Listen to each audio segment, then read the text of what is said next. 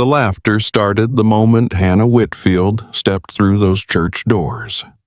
300 pounds of grief wrapped in a yellowed wedding dress that hadn't fit right even on her wedding day. They pointed, they whispered, they laughed until their sides hurt. But when she laid that single white lily on her dead husband's memorial, something shifted in the frozen air of Snow Pine Church. Because standing in the back, a cowboy with storm-gray eyes had stopped laughing, and his daughter was about to change everything. Before we begin, please subscribe to our channel and hit that notification bell.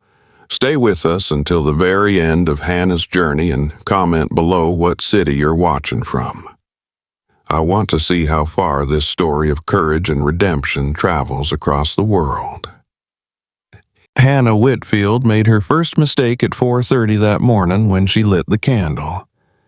The flame caught, sputtered, then held.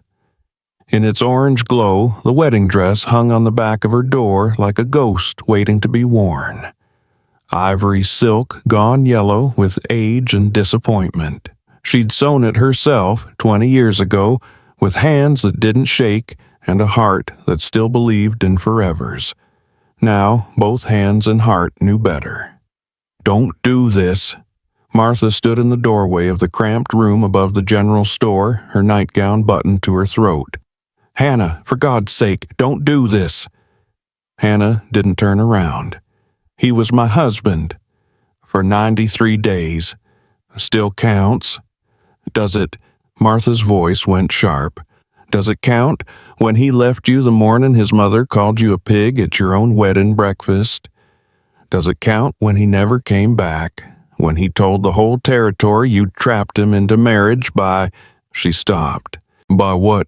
Hannah's voice stayed flat. "Say it." "By being desperate." There it was, the truth they all believed. Fat Hannah Whitfield, so desperate for a man she'd sunk her claws into Charles the moment he'd been drunk enough to propose. Never mind that she'd loved him since she was 15. Never mind that he'd courted her for 2 years, brought her flowers, told her she was beautiful in the lamplight. None of that mattered once his mother got involved. Hannah reached for the dress. The fabric felt thin between her fingers, worn from being folded and unfolded too many times over 5 years. 5 years of taking it out on her wedding anniversary. 5 years of holding it up to her body and pretending she could still fit. She couldn't. "You'll split every seam." Martha moved closer. "That dress barely closed on your wedding day, and you've put on weight since Charles left." "I know." "Then why?" "Because I'm going to his memorial service, and I'm going in my wedding dress. And if every seam splits and every button pops and the whole town sees me burst out of it like a sausage casing, then fine." Hannah finally turned. Her eyes were dry. She'd run out of tears 3 years ago. "At least they'll see me." Martha stared at her. Then slowly she nodded. "Get it on. I'll help with the buttons." The dress fought them.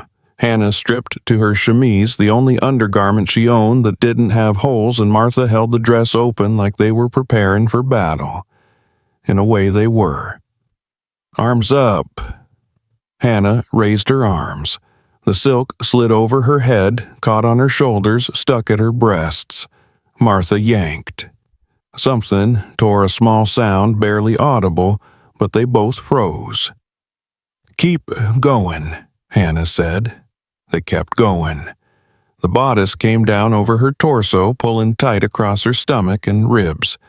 Hannah sucked in her breath, but it didn't help. The dress had been made for a different body, a different life, a different Hannah, who still believed that love could survive cruelty. "Buttons," Martha said. There were 42 buttons running up the back from waist to neck. Martha started at the bottom. The first 5 closed easily. The next 10 took effort. By button 20, Martha was sweating. "It's not gonna work." "Make it work." Hannah, make it work." Martha's hands moved faster, forcing fabric over flesh, yanking the silk tight enough to cut off circulation. Buttons slipped through holes that were too small. Seams screamed. By button 35, they had to stop. "I can't get the rest," Martha said. "You're back. There's too much I can't make the fabric meet." Hannah looked over her shoulder. A 4-inch gap ran up her spine where the dress simply refused to close. White flesh bulged through yellowed silk. "Pins," Hannah said. "That won't hold." "Then it tears. I don't care." Hannah met Martha's eyes in the spotted mirror hanging crooked on the wall. "I'm going." Martha pinned the gap closed with 10 straight pins that dug into Hannah's skin like tiny knives. Then she stepped back. "Well..."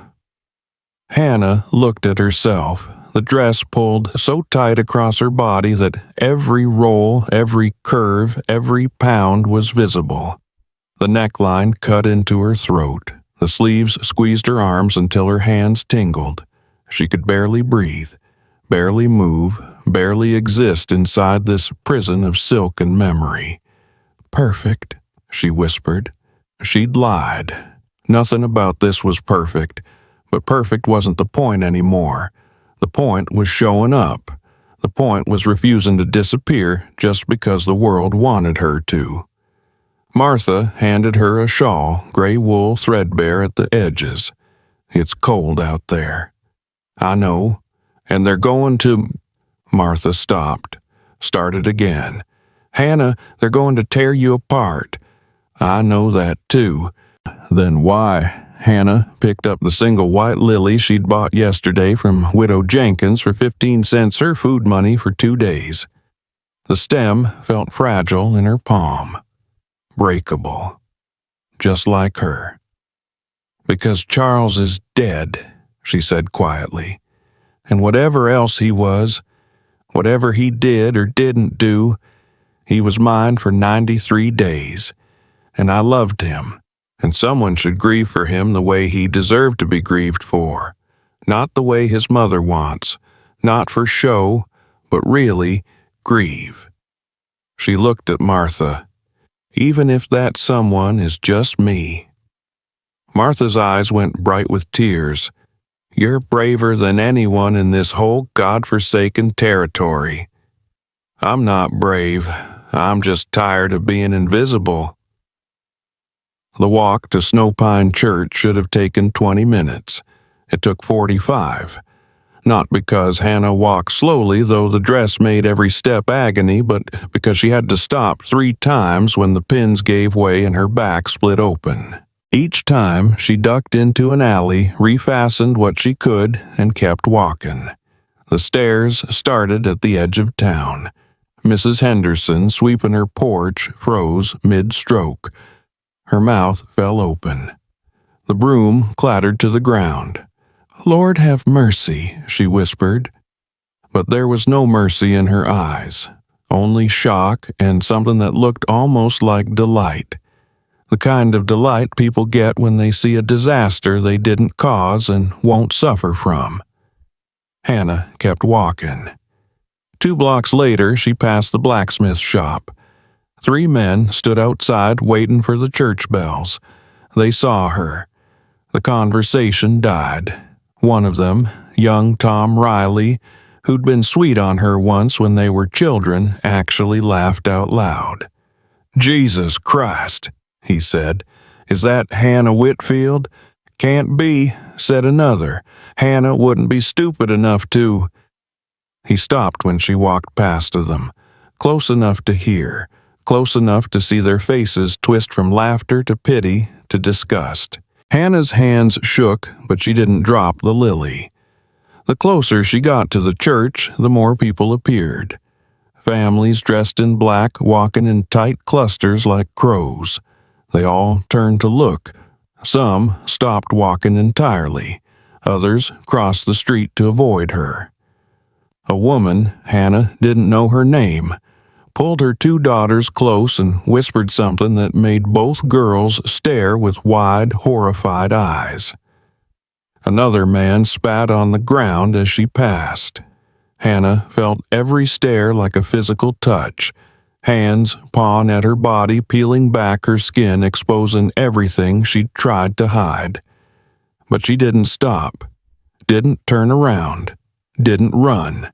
She just walked. The church bells began to ring when she was still half a block away. Deep, mournful sounds that echoed off the mountains and made the February air feel even colder.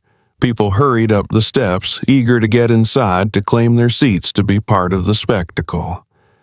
Charles Whitfield's memorial, the son of the wealthiest family in the territory, dead at 42 from falling off his horse while drunk. Half the town had come to mourn him. The other half had come to gossip. Hannah reached the steps. They were steeper than she remembered. Or maybe the dress made them feel that way. She gripped the railing, cold iron that burned her palm, and climbed. 1 step, 2, 3. Her breath came in short gasps. Spots danced at the edge of her vision. Don't you dare faint, she told herself. Don't you dare give them that satisfaction. She didn't faint. She reached the top and stood at the open doors of Snowpine Church. Inside, the pews were packed, every seat filled, standing room only. The whole town had turned out, and then they saw her. The first gasp came from somewhere near the back, then another, then a ripple of shock that rolled through the congregation like wind through wheat. People twisted in their seats, heads turned, mouths opened, and then someone laughed, a short, sharp bark of disbelief from the middle pews, quickly stifled, but not quickly enough, because once that first laugh escaped, it gave permission to all the others. The laughter started slow, scattered giggles, suppressed snorts, but it built fast, feeding on itself, growing louder and meaner with each passing second. Hannah stood frozen in the doorway. Pastor Williams at the pulpit had stopped speaking mid-prayer. His hands were still raised toward heaven, but his eyes were locked on her, wide, shocked, almost frightened. In the front pew, the Whitfield family turned as one. Charles's mother, Elizabeth Whitfield, 60 years old and mean as a snake, rose slowly to her feet. Her black dress was expensive French silk with jet beading. Her gray hair was pinned in a perfect bun. Her face was a mask of aristocratic fury. "How dare you?" she said. Her voice cut through the laughter like a blade through flesh. The church went silent. Hannah's mouth was dry. "I came to pay my respects." "Respects?" Elizabeth's laugh was worse than all the others combined.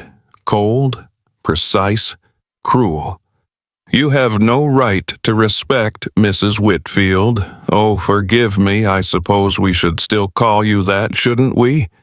Even though my son spent exactly 93 days regretting his mistake before he had the good sense to leave you." More laughter, louder now, emboldened. Hannah's voice came out smaller than she wanted. "He was my husband. He was embarrassed by you, humiliated. You trapped him into marriage with your—" Elizabeth waved a hand at Hannah's body, her face twisting with disgust. "With your desperation. And then you couldn't even have the decency to stay hidden when he died. No, you had to parade yourself here in that obscene dress, that mockery of a dress, and force us all to look at you." "I loved him." "Love." Elizabeth stepped into the aisle. "You didn't love my son. You consumed him, like you consume everything. Look at you standing there like a cow dressed for slaughter. Did you really think anyone wanted to see this?" The laughter came back harder and meaner than before. Hannah felt something crack inside her chest. Not her heart that had broken years ago and never properly healed. This was deeper.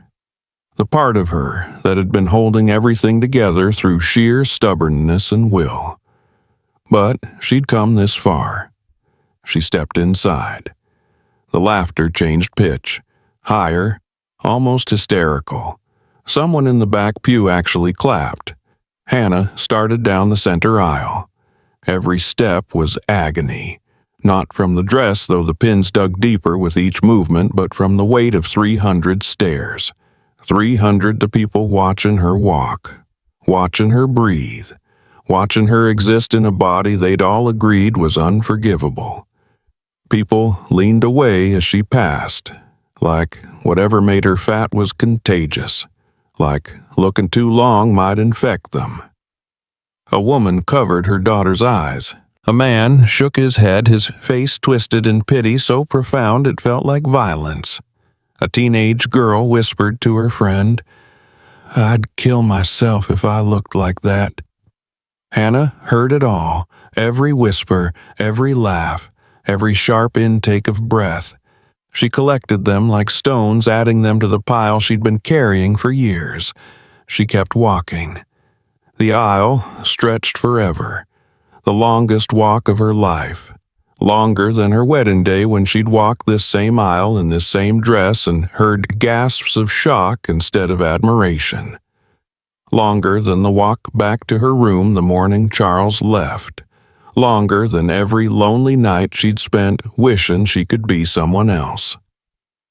But she reached the altar.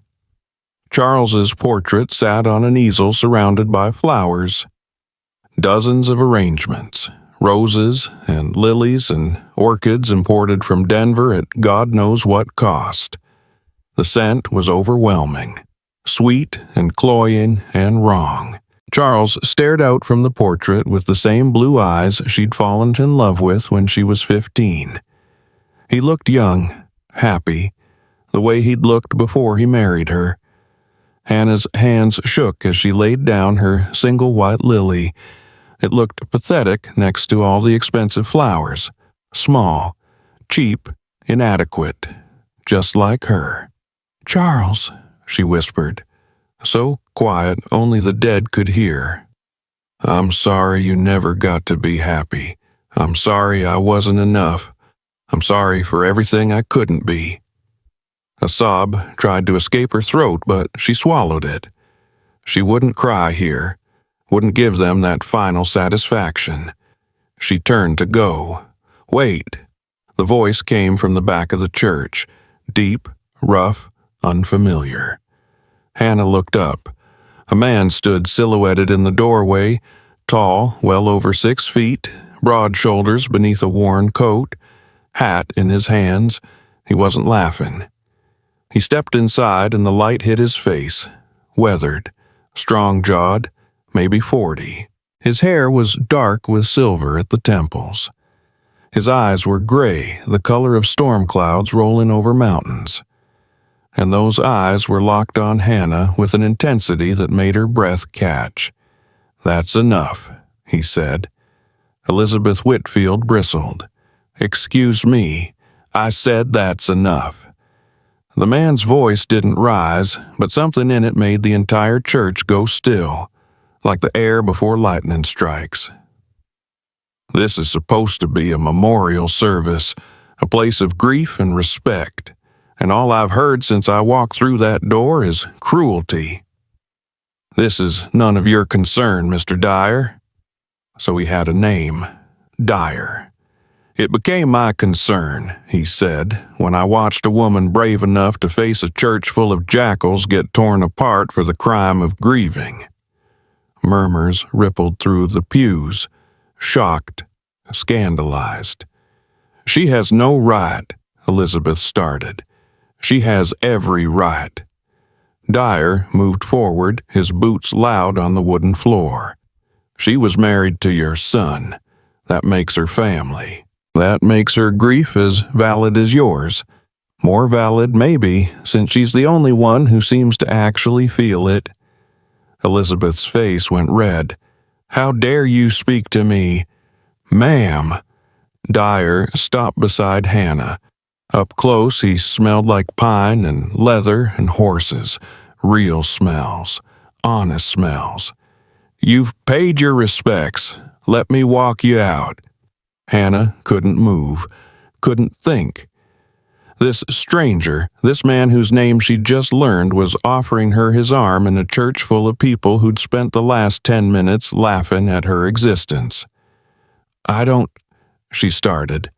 "Please," he said quietly. "Let someone do something decent today." Hannah looked at his arm, then at his face. Those gray eyes held something she hadn't seen directed at her in years. Respect. She took his arm. The walk back down that aisle was nothing like the walk up.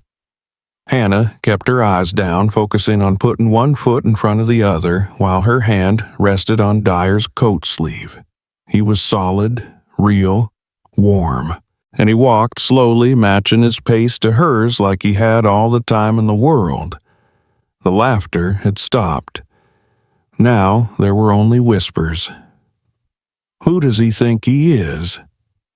"That's Weston Dyer, the rancher from Hollow Ridge. His wife died 2 years ago, left him with the little girl. He's got some nerve, walking her out like she's some kind of lady. Well, I'll be damned." They reached the door. The cold air hit Hannah's face like a slap, but it felt like salvation. She sucked in a breath, the first real breath she'd taken since entering the church, and felt pins pop free from her back. The dress split open. She didn't care. Weston Dyer guided her down the steps away from the church, away from the stairs and whispers and judgment. They walked half a block in silence before he stopped beside a hitching post where a beautiful bay horse waited patiently. "Are you hurt?" he asked. Hannah almost laughed. It came out as a choked sound, half sob. "Which kind of hurt are we talking about? The kind that doesn't heal without help." She looked at him. Really looked. His face was serious but not unkind. Weathered by sun and wind and loss. There were lines around his eyes, scars on his hands. This was a man who knew what hard living looked like. "I'll survive," she said. "I always do." "Surviving isn't the same as living. It's close enough." "No." He reached into his pocket and pulled out a clean handkerchief. White cotton, carefully folded. He handed it to her without a word. Hannah stared at it. "I'm not crying. Not yet, but you will. And when you do, you should have something clean." The kindness of it, the simple, uncomplicated kindness, broke something loose in her chest. Hannah felt tears start to burn behind her eyes, hot and unexpected and unstoppable. "Why are you being nice to me?" Her voice cracked. "You don't even know me." "Everyone deserves to be seen with respect," Weston said simply. "Especially people the world's decided don't deserve it." Before Hannah could respond, a small figure came running around the corner of the church. A little girl, 6 years old, maybe 7, dark braids bouncing, blue coat patched at the elbows. She skidded to a stop beside Weston, breathing hard, her cheeks flushed from running. "Papa," she grabbed his hand. "Papa, you left me inside." "I know, Isla. I'm sorry." Weston's entire face changed when he looked at his daughter, softened, opened. "I needed to help this lady." Isla turned her bright, curious eyes on Hannah. "Why? Because people were being unkind to her." "Why? Because sometimes grown-ups forget how to be good." Isla studied Hannah with the fearless directness of childhood. Her gaze traveled from Hannah's tear-stained face down to the yellowed wedding dress and back up again. Hannah braced herself. Children were honest, sometimes brutally so. She waited for the inevitable question about why Hannah was so fat, or why her dress didn't fit, or why she looked so sad. Instead, Isla smiled, bright and uncomplicated and real. "You're pretty," she said. Hannah froze. "What? You're pretty, like the princess in my storybook, the one who wore the big fancy dress to the ball." Isla tugged on her father's sleeve. "Isn't she pretty, Papa?" Weston met Hannah's eyes. He didn't hesitate, didn't look away. "Yes," he said, "she is." Something inside Hannah shattered, not painfully, more like ice breaking under spring sun. A thaw so sudden and complete it left her gasping. She felt the tears come hot and fast spilling down her cheeks before she could stop them. She couldn't find words, couldn't breathe around the tightness in her throat. "Are you crying?" Isla asked. "Maybe a little." "That's okay." Isla stepped closer and patted Hannah's hand with her small warm fingers, completely unafraid. "Papa says crying means you're feeling something big. And big feelings are important. They mean you're alive." Hannah looked at this child, this stranger's child, who had just given her something more valuable than all the flowers in Snowpine Church, the gift of being seen. Not as a fat woman, not as a joke, not as a cautionary tale or an object of pity, just as a person, a pretty person, a person worth comforting. "Thank you," Hannah whispered. Isla beamed. "You're welcome, pretty lady." Weston cleared his throat. "We should let you get home, ma'am." But he hesitated, then seemed to make a decision. "My ranch is about 5 miles north of town, Hollow Ridge. If you ever need work or a place away from—" He gestured vaguely at the church at the town, at the whole weight of judgment pressing down on them. "From all this, the offer stands." Hannah blinked away tears. "Why would you offer me work you don't know anything about me?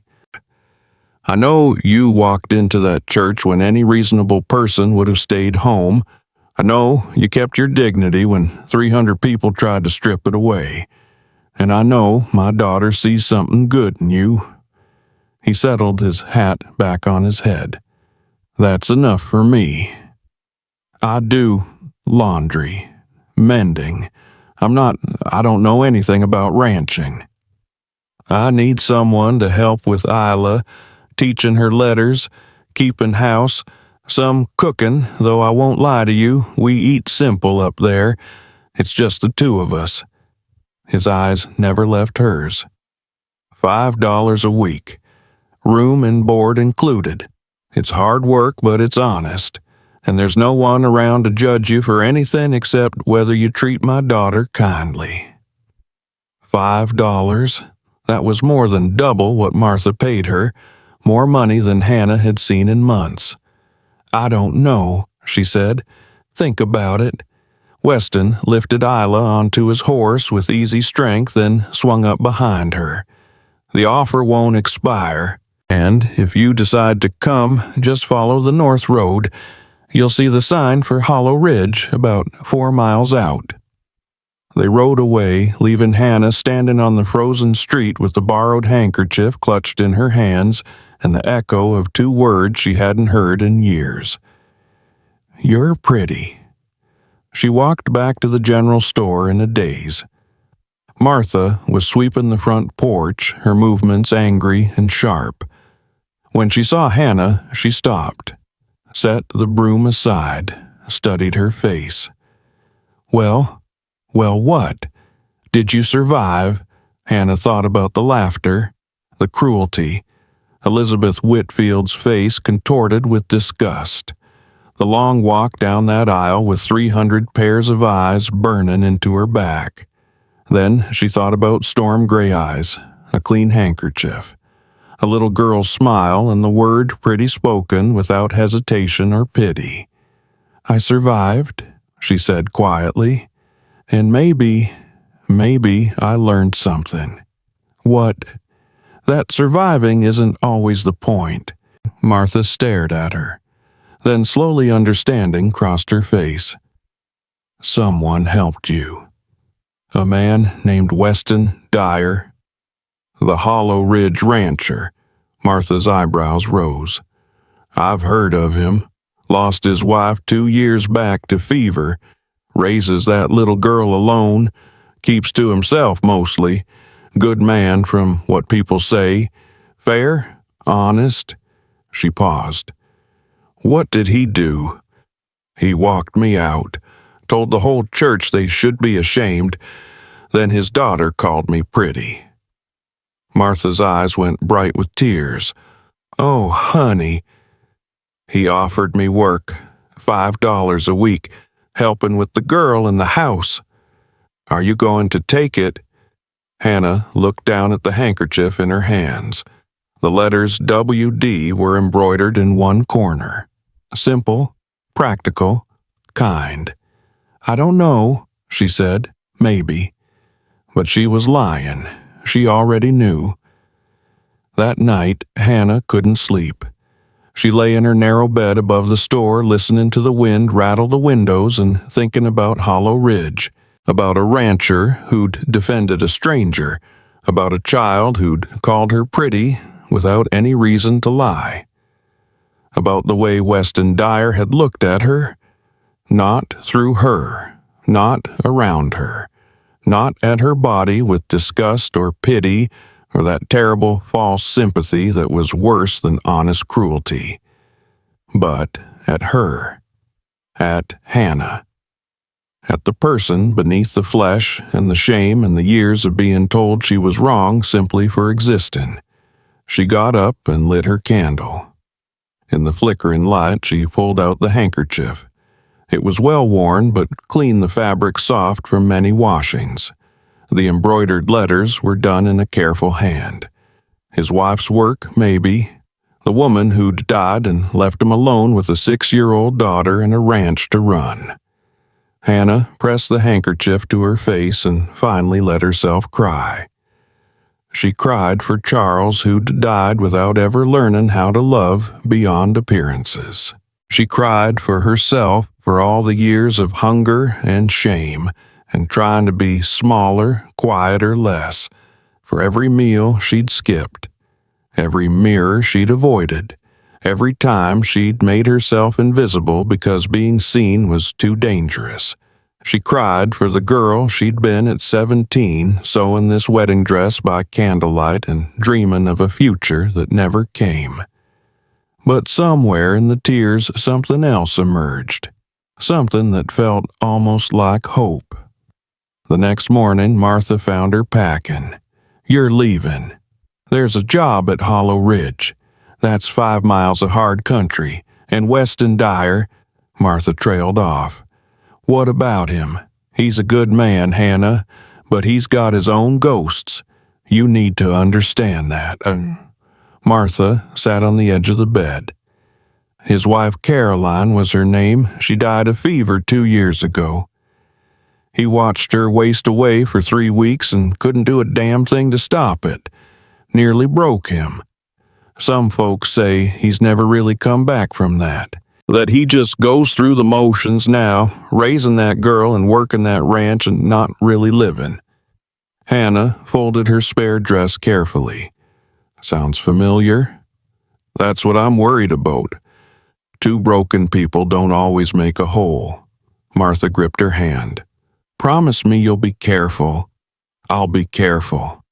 And promise me you won't let yourself get hurt again. You've had enough of that for 3 lifetimes. I promise. But Hannah didn't know if she could keep that promise, because walking away from pain meant walking away from everything, and she was tired of walking away. She wanted to walk toward something instead. The walk to Hollow Ridge took most of the morning.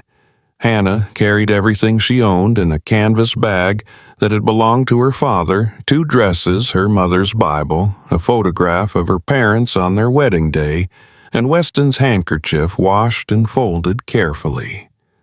The town fell away behind her. The landscape changed, rolling hills covered in pine snow, clinging to the shadows, the air clean and sharp and empty of judgment. The only sounds were her footsteps on the frozen road and the wind in the trees. 4 miles out, she saw the sign, Hollow Ridge, 1 mile. Simple letters burned into wood, nothing fancy, nothing false. Hannah's heart started to pound. What if Weston had changed his mind? What if yesterday's kindness had been impulse, something he now regretted in the clear light of day? What if she walked up to that ranch and found the door closed in her face? She almost turned back 3 times, but she didn't. Because Isla had called her pretty, and Weston had looked at her with respect, and for the first time in 5 years, Hannah had felt like maybe, just maybe, there was a place in this world where she could exist without apologizing for it. Hollow Ridge appeared around a bend in the road, a log house solid and well-built, smoke rising from the stone chimney, a barn corrals fences that needed mending, chickens scratching in the yard, the kind of place built by necessity and maintained by hard work.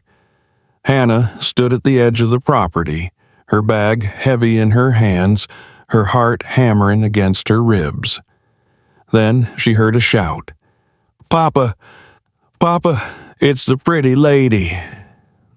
Isla came running from the barn, her braids flying behind her, her coat unbuttoned despite the cold. She launched herself at Hannah with the complete fearlessness of childhood wrapping her arms around Hannah's legs. "You came. Papa said you might not come, but I knew you would." Isla looked up with shining eyes. "Are you going to live with us now?" Hannah's throat tightened. "I came about the job your father mentioned." "That means yes." Isla grabbed her hand. "Come on, I'll show you everything. We have chickens and horses and a cat named Biscuit who only has 3 legs but can still catch mice better than any cat in the whole territory."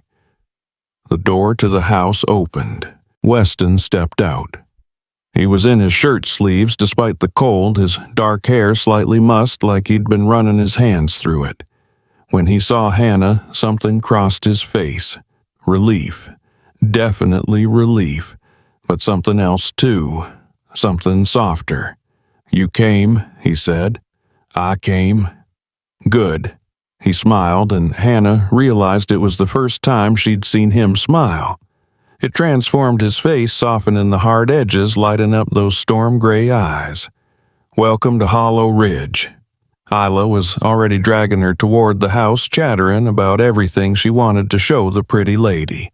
Hannah let herself be pulled along, still holding her father's canvas bag, still half convinced this was a dream she'd wake up from any second. But it wasn't a dream. It was real. And for the first time and longer than she could remember, Hannah Whitfield felt something that might have been hope.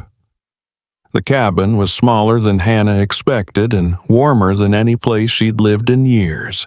1 main room with a stone fireplace, a kitchen area with a cast-iron stove, a rough wooden table with 3 mismatched chairs. 2 doors led to bedrooms, one for Weston and Isla, one that had been storage until this morning when Weston had cleared it out and put in a narrow bed with a patchwork quilt. "It's not much," he said, standing in the doorway while Hannah set down her canvas bag. "But it's clean and private. Door has a lock if you want it." Hannah stared at the bed. At the quilt, someone had sewn by hand, each square a different fabric. At the small window that looked out toward the mountains. At the wooden crate beside the bed that served as a table with a candle already waiting. "It's perfect," she whispered. Weston nodded once, then left her alone. Hannah sat on the edge of the bed and felt it give slightly under her weight, sturdy enough, built for work, not comfort. She ran her hand over the quilt and found herself fighting tears again. "Stop crying," she told herself. "You've done enough of that." But these tears felt different. Not the bitter, burning kind that came from shame. Something softer, something that might have been gratitude. A knock on the doorframe made her look up. Isla stood there holding something in her hands. "Papa says you should rest before dinner, but I wanted to give you this." She held out a rag doll with yellow yarn hair and a dress made from flour sack fabric. "Her name is Daisy. She can keep you company so you don't feel lonely." Hannah took the doll carefully. "Isla, I can't take your toy." "It's okay. Papa made me 3 dollies I can share." Isla climbed up onto the bed beside Hannah, completely unafraid. "Are you going to be my teacher?" "Your father mentioned teaching you letters." "I already know some letters. Papa taught me, but he says a lady should teach me the rest because ladies know more about reading and writing and things like that." Isla swung her legs, her boots nearly touching the floor. "Are you a lady?" Hannah almost laughed. "Some people would say no." "Why?"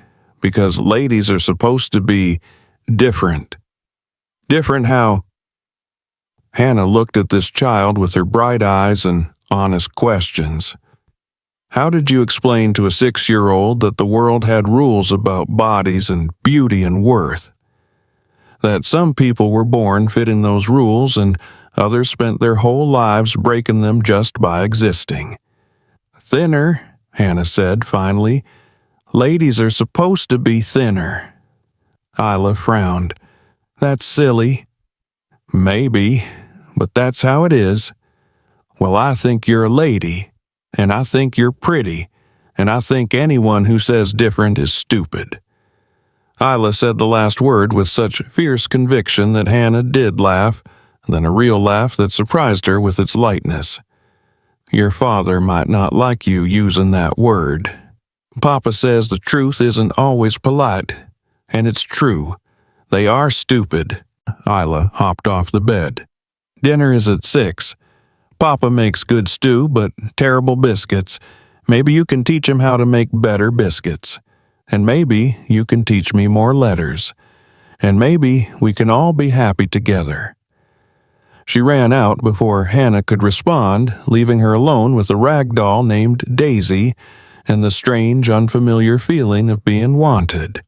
Dinner was exactly what Weston had promised: good stew and terrible biscuits. Hannah sat at the wooden table, Isla chattering beside her about the 3-legged cat and the chickens, and the horse named Copper who liked apples. Weston ate in silence, but it wasn't an uncomfortable silence, just the quiet of a man used to his own company. "This is good," Hannah said, gesturing at her bowl. "Simple, just venison and whatever vegetables keep through winter." Weston reached for another biscuit, made a face when he bit into it. "These, however, are not good." "They're not that bad. You're being polite. They're terrible. Always have been." He looked at her. "Can you bake?" "Some. My mother taught me before she died." "Then maybe you can teach me. Isla deserves better than rocks disguised as bread." "I heard that, Papa," Isla said through a mouthful of stew. "You were meant to." After dinner, Weston showed Hannah around the property. The barn, where 3 horses lived, Copper, Daisy, and a gray gelding named Storm. The chicken coop, where 8 hens and 1 aggressive rooster ruled. The root cellar, where they kept vegetables and preserves. The well, with water so cold it made your teeth ache. "Chores start at sunrise," Weston said. "Chickens need feeding. Eggs collected. Breakfast cooked. After that, mornings are for Isla's lessons. Afternoons are for whatever needs doing: laundry, mending, cooking, cleaning. Evenings are yours unless something comes up. What about you? What do you do all day? Ranch work, fences to mend horses to train wood to chop. Sometimes I ride into town for supplies. Sometimes I check the trap line, whatever needs doing." He leaned against the fence, his eyes on the mountains. "It's not exciting work, but it's steady." Hannah stood beside him, close enough to feel the warmth radiating from his body in the cold air. "Why did you offer me this job? Really?" Weston was quiet for a long moment. Then, "You ever watch something terrible happen and do nothing about it?" "Yes. It feels like poison, gets inside you, makes you sick." He turned to look at her. 2 years ago, my wife Caroline got fever. Started with a headache. By the end of the week, she couldn't stand. Another week and she was gone. I watched her die and couldn't do a damn thing to stop it. I'm sorry. Point is, I know what helpless feels like. And yesterday, watching you walk into that church, watching them tear you apart." He stopped, started again. "I could do something about that. So I did. That's all." But Hannah didn't think it was all. She thought maybe Weston Dyer was a man who'd spent 2 years feeling helpless and had finally found someone he could help, even if that someone was a stranger in a yellowed wedding house dress. "Thank you," she said quietly. "Don't thank me yet. You haven't survived your first week." He was right to warn her. The first morning, Hannah woke before dawn to the sound of a rooster screaming like the world was ending. She stumbled out of bed, dressed in the dark, and made it to the kitchen to find Weston already up coffee brewing on the stove. "Sleep well?" he asked. "That rooster is Satan. His name is General Sherman, and yes, he is." Hannah learned to collect eggs that morning. 8 hens who pecked at her hands and flapped in her face and made it clear they didn't appreciate a stranger invading their space. By the time she finished, her hands were scratched and her dress was covered in feathers and straw. Breakfast was next. She tried to make biscuits from memory, but the dough wouldn't cooperate. Too sticky, then too dry, then burned on the bottom and raw in the middle. Weston ate them anyway, chewing thoughtfully. "Better than mine." "You're lying. Only a little." Teaching Isla her letters proved easier. The child soaked up knowledge like dry ground after rain. By the end of the first morning, she'd learned 3 new letters and could write her whole name. But the afternoon brought laundry. Hannah stood over the washboard scrubbing Weston's shirts and Isla's dresses and her own threadbare clothes. Her back ached. Her hands turned red and raw from the cold water. The lye soap burned cuts she didn't know she had. She hung everything on the line outside her fingers numb. The wind immediately blew 2 shirts into the dirt. She picked them up, rinsed them in the bucket, hung them again. A dress came loose and fell. Then socks. Then Isla's small clothes.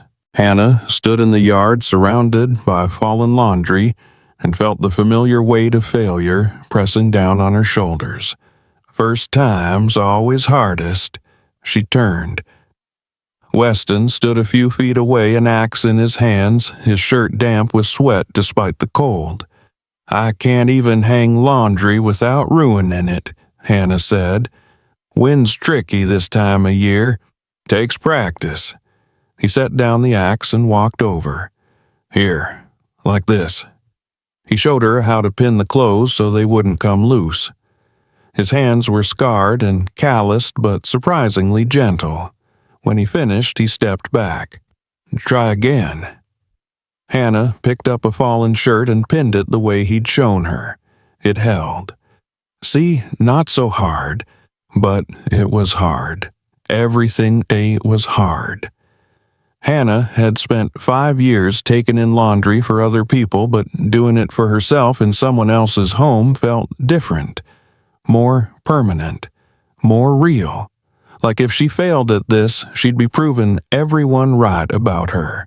That night, she found a towel warming by the stove, folded neatly, waiting. She looked at Weston, who was reading to Isla by the fire. "Did you gets cold at night," he said, without looking up from the book. "Thought you might want something warm." It was such a small thing, a towel heated by the stove. But to Hannah, who'd spent years in rooms where no one thought about her comfort, it felt like everything. The second day was worse than the first. Hannah burned breakfast, dropped a bucket of eggs losing 3, tore a hole in one of Weston's good shirts while scrubbing too hard. Isla's lessons went fine, but after lunch, Hannah tried to sweep the floor and knocked over a chair, which knocked over a lamp, which thankfully didn't break but might as well have from the noise it made. She stood in the middle of the chaos, breathing hard, feeling the old familiar shame crawl up her throat. "I'm sorry," she said when Weston came in to check on the crash. "I'm sorry. I'm clumsy. I'm useless. I can't do anything right. Hannah." He said her name firmly, not angry, just firm. "Stop. But you've been here 2 days. 2 days. And you're trying to learn a whole new life in a place you've never been with people you barely know." He picked up the chair, set it right. "You think I knew what I was doing when Caroline died? I couldn't cook, couldn't clean properly, burned half the meals I tried to make. Isla lived on bread and cheese for a month." Hannah stared at him. "Really? Really? And I still can't make decent biscuits, as you've noticed." He almost smiled. "Point is, nobody's perfect. Nobody walks into a new situation and gets everything right immediately.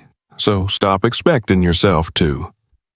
But you're paying me, and you're working hard. I've seen you out there before dawn fighting with those chickens.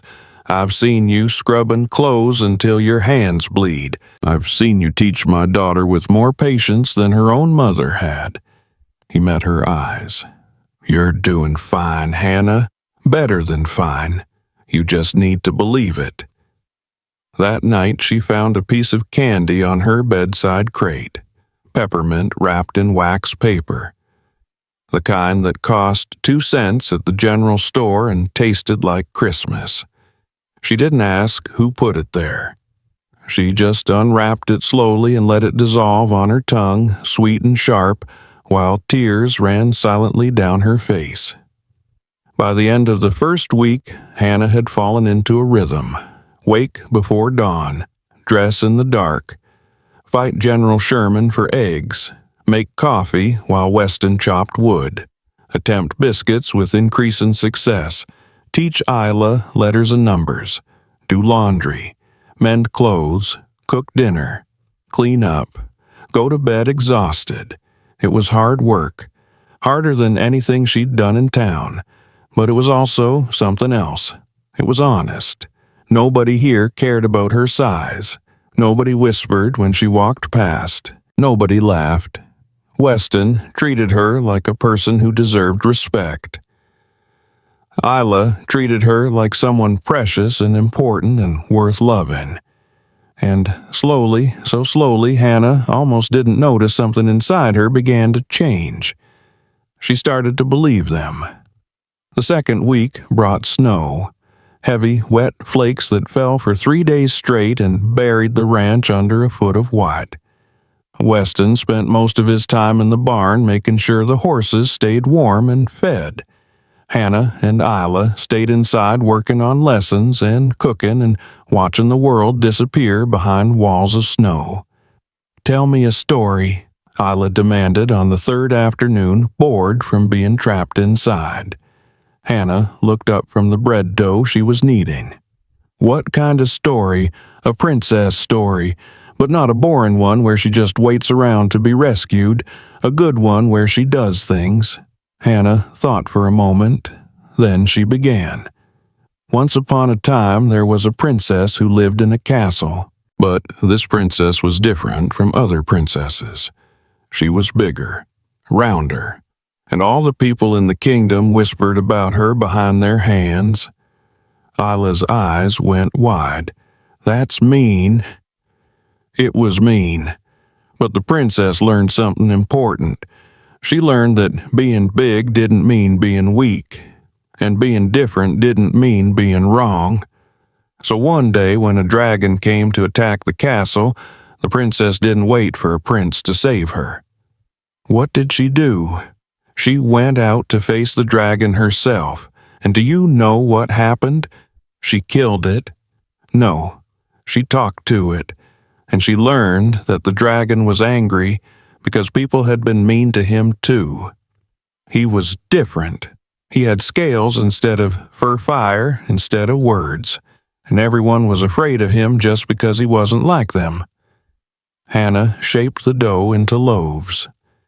So the princess and the dragon became friends, and they built a new kingdom together where being different was celebrated instead of feared. Isla was quiet for a moment. Then, is that a true story? Parts of it. Which parts? Hannah met those bright, curious eyes.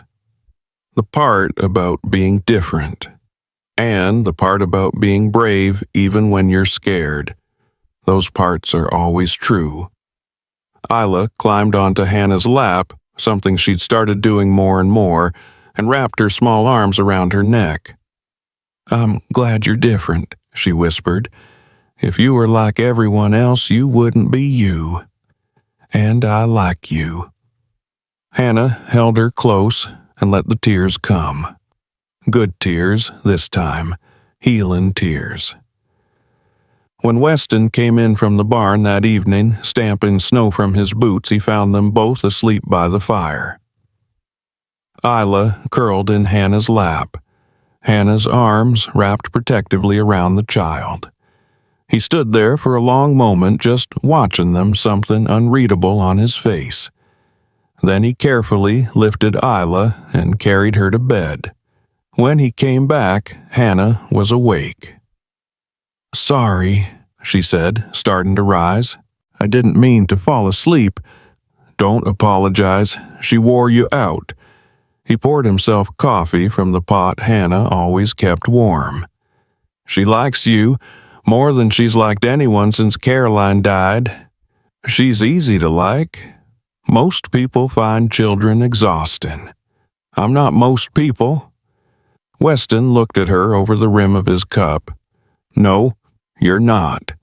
The way he said it made Hannah's breath catch. Not mockery, not pity, just a simple statement of fact delivered like it was something worth noting. They sat in comfortable silence, the fire crackling, the snow falling softly outside. Hannah felt something she hadn't felt in years, safe. The third week, Isla got sick. Nothing serious, just a winter cold that left her feverish and coughing. But Weston turned pale when he felt her forehead at breakfast. It's just a cold, Hannah said gently. Caroline started with just a fever too. Hannah understood then. The fear wasn't about this sickness. It was about the ghost of the last one. I'll watch her, she said. Every minute, I promise. Weston looked at her, something desperate in his eyes. You're sure? I'm sure. He left for town to get medicine, riding hard through the snow. Hannah stayed with Isla, wiping her forehead with cool cloths, singing half-remembered lullabies, reading stories until her voice went hoarse. Am I going to die like Mama? Isla asked in a small voice. No, sweetheart, you're going to be just fine. How do you know? Because I'm not going to let anything happen to you. Promise. Hannah held her small hand. I promise. She stayed up all night, checking Isla's fever every hour, making sure she drank water, adjusting blankets. By morning, the fever had broken. Isla slept peacefully, breathing easy. When Weston returned with medicine, he found Hannah asleep in the chair beside Isla's bed, her hand still holding the child's. Hannah, He touched her shoulder gently. She jerked awake. Is she? She's fine. Fever broke. You can hear it in her breathing. He crouched beside the chair. You stayed up all night. I promised I would watch her. You promised to watch her, not exhaust yourself doing it. I'm fine. You're dead on your feet. He stood, held out his hand. Come on, your turn to sleep. I'll watch her. Hannah let him pull her to her feet. She swayed slightly dizzy from lack of sleep. Weston steadied her with a hand on her elbow. Thank you, he said quietly, for keeping her safe. You don't have to thank me. I love her. The words came out before Hannah could stop them. She froze, horrified. She'd been here less than a month. She had no right to love anyone in this house, no right to claim any kind of connection beyond the job she'd been hired to do. But Weston didn't look angry. He looked, something else, something softer. She loves you too, he said. Hasn't stopped talking about the pretty lady since you got here. She's the only one who thinks I'm pretty. No, Weston's voice was firm. She's not. Their eyes met, held. Hannah felt her breath catch, felt something shift in the air between them. Something dangerous and wonderful and terrifying. Then Isla coughed, breaking the moment. Go sleep, Weston said, stepping back. I've got her. Hannah stumbled to her room and fell onto her bed, fully clothed. She was asleep before her head hit the pillow. When she woke, it was late afternoon. The house was quiet. She got up, smoothed her dress, and went to check on Isla. The child was awake, sitting up in bed, drawing on a piece of paper with a stub of pencil. What are you making? Hannah asked. A picture of you. Isla held it up proudly. It was crude the way all children's drawings are, but Hannah could make out a figure with yellow hair and a big smile. At the bottom, in Isla's careful handwriting, pretty lady. You spelled pretty wrong, sweetheart. Papa helped me with most of the letters, but I did pretty myself. Is it wrong? Hannah looked at the drawing, at the love and care that had gone into every line, at the word that this child associated with her without hesitation or doubt. No, she said, her voice thick. It's perfect. That night, after Isla was asleep, Hannah found Weston in the barn checking on the horses. She's really better, he asked without turning around. Much better. She'll be back to her normal self by tomorrow. Good. He brushed Storm with long, steady strokes. I thought I was going to lose her. When I felt that fever this morning, I thought, I know, but you didn't. She's fine. Because of you. I just did what anyone would do. No. He set down the brush and turned to face her. Most people wouldn't have stayed up all night, wouldn't have cared that much. You could have just done the minimum, checked on her a few times, given her water, called it good enough. But you didn't. You sat there all night like she was your own. Hannah's throat tightened. She feels like my own. Weston took a step closer, then another, until he was standing right in front of her, close enough that she could see the flecks of blue in his gray eyes. Hannah, he said quietly, I need you to understand something.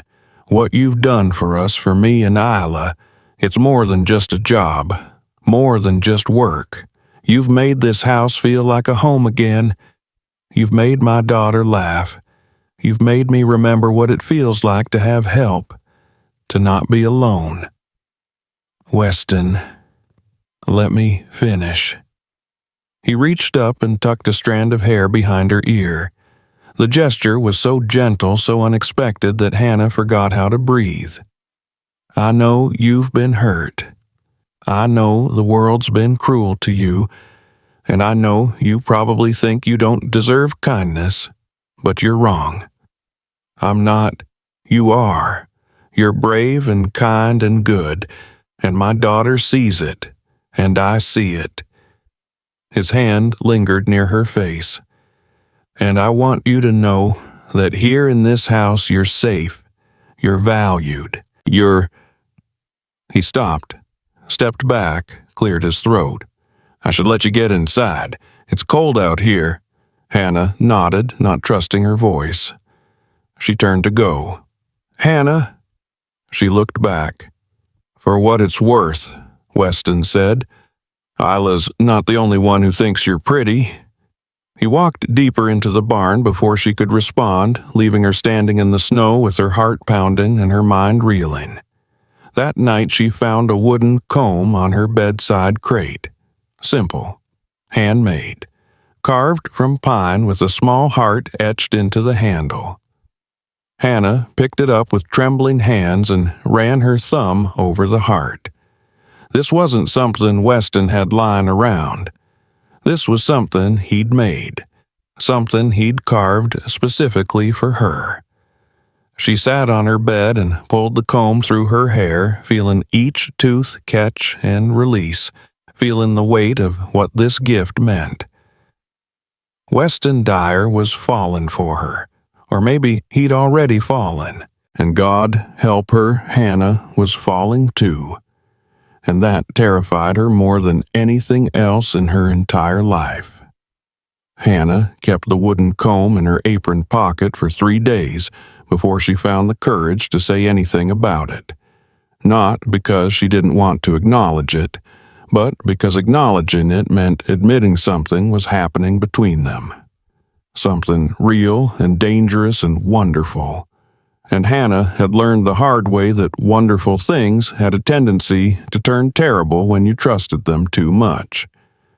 But on the 4th morning, while making breakfast, she felt Weston watching her from across the kitchen. She turned and found him leaning against the doorframe, coffee cup in hand, his eyes soft in the early light. "Thank you," she said quietly, "for the comb." "You're welcome. It's beautiful. Did you make it yourself?" "Carved it 3 nights ago. Couldn't sleep." He took a sip of coffee. "Figured you deserved something nice. Something that was just yours." Hannah's hands stilled on the biscuit dough. Why what? Why do you care about giving me things, about making me feel?" She stopped searching for the right word. "Worth something." Weston set down his cup and crossed the kitchen. He stopped close enough that Hannah could smell pine soap and wood smoke on his skin. "Because you are worth something," he said simply. "And I think maybe nobody's told you that enough." Before Hannah could respond, Isla burst through the door, full of energy after 3 days of being cooped up with her cold. "Papa, Hannah, the chickens got out. General Sherman is terrorizing the barn cats." Weston sighed. "That damn rooster." "Language," Hannah said automatically, then blushed. She had no right to correct him in his own house, but Weston just smiled. "Yes, ma'am. Come on, Isla. Let's go rescue the cats." They left Hannah alone with her thoughts and half-finished biscuits and the warm weight of the comb in her pocket. 2 weeks passed in comfortable routine. Hannah had stopped burning breakfast. The laundry stayed on the line. Isla could write all her letters and was starting on simple words. The house ran smoothly, efficiently, like a clock finally wound properly. But underneath the routine, something else was building. Tension, maybe, or awareness. The kind that made Hannah hyper-conscious of every moment she and Weston occupied the same space. The way his hand would brush hers when they both reached for the coffee pot. The way he'd watch her read to Isla something unreadable in his expression. The way he'd started checking to make sure she had everything she needed before bed, warm water, enough blankets, a candle that wasn't burned down to nothing. Small things. careful things, like he was building something fragile and didn't want to break it with sudden movements. Then Samuel Price came to town. Hannah was at the general store buying flour when Martha grabbed her arm. "You need to leave." "No." "What, why?" "Samuel Price just rode in. He's asking about you." The name hit Hannah like cold water. Samuel Price, the man who'd spread the worst rumors about her after Charles left. The man who'd told everyone she'd trapped Charles into marriage by lying about being pregnant. The man who'd made her life in town so unbearable she'd stopped going anywhere except the store and back. Why would he be asking about me? I don't know. But he's at the saloon right now telling anyone who'll listen that he's here to restore your reputation. Martha's grip tightened. "Hannah, that man is poison. Whatever he wants, it's not good. I need to finish shopping. No, you need to leave. Go back to Hollow Ridge. Stay there until he's gone." But Hannah didn't make it out of town. She was loading flour into the wagon Weston had let her borrow when a voice called out behind her. "Hannah Whitfield, or should I say Hannah Price, soon enough." She turned slowly. Samuel Price stood 10 feet away, hat in hand, smile on his face. He was handsome in the way snakes are handsome, sleek and polished and dangerous. 40 years old, never married, with money inherited from his father and a reputation for collecting things. Land, horses, women who had nowhere else to go. "Mr. Price." "It's been too long, Hannah. Much too long." He moved closer. "I was sorry to hear about Charles. Terrible tragedy." "Thank you. Must have been hard for you, losing a husband, being alone, struggling to survive." His eyes traveled over her body with casual assessment. "But I have good news. I'm here to help." Hannah's hands tightened on the flour sack. "I don't need help." "Of course you do. Everyone knows you've been barely scraping by, living above the store, taking in laundry for pennies. It's no life for a woman of your—" He paused delicately. "Circumstances. I have a job now at Hollow Ridge." Samuel's smile didn't waver. "Yes, I heard about that. Working as a servant for Weston Dyer, raising his child, cooking his meals. Very charitable of him to take you in." He stepped closer. "But charity only goes so far, Hannah. And we both know what happens when a woman lives alone with a widower. People talk. Let them talk. I'd rather stop them from talking, which is why I'm here to make you an offer." He reached into his pocket and pulled out a folded piece of paper. "I'm prepared to marry you, Hannah, give you my name, restore your reputation. All I ask in return is that you come back to town and be a proper wife." Hannah stared at him. "You can't be serious." "Completely serious. I know what people say about you. I know the rumors. But I'm willing to overlook all that." His smile turned smug. "I'm a generous man, Hannah, and I believe everyone deserves a second chance. I don't want to marry you. Don't be hasty. Think about what I'm offering. Respectability, security, a place in society, all the things Charles's mother took from you." He moved even closer, close enough that Hannah could smell whiskey on his breath. "All you have to do is say yes." "No, you're not understanding me. This isn't just an offer. It's your only option. Because if you refuse—" His voice went cold. "I'll make sure everyone knows exactly what kind of work you're doing up at Hollow Ridge. I'll make sure they know you're living in sin with a widower. I'll make sure your name gets so dragged through the mud that even Weston Dyer won't want you anymore."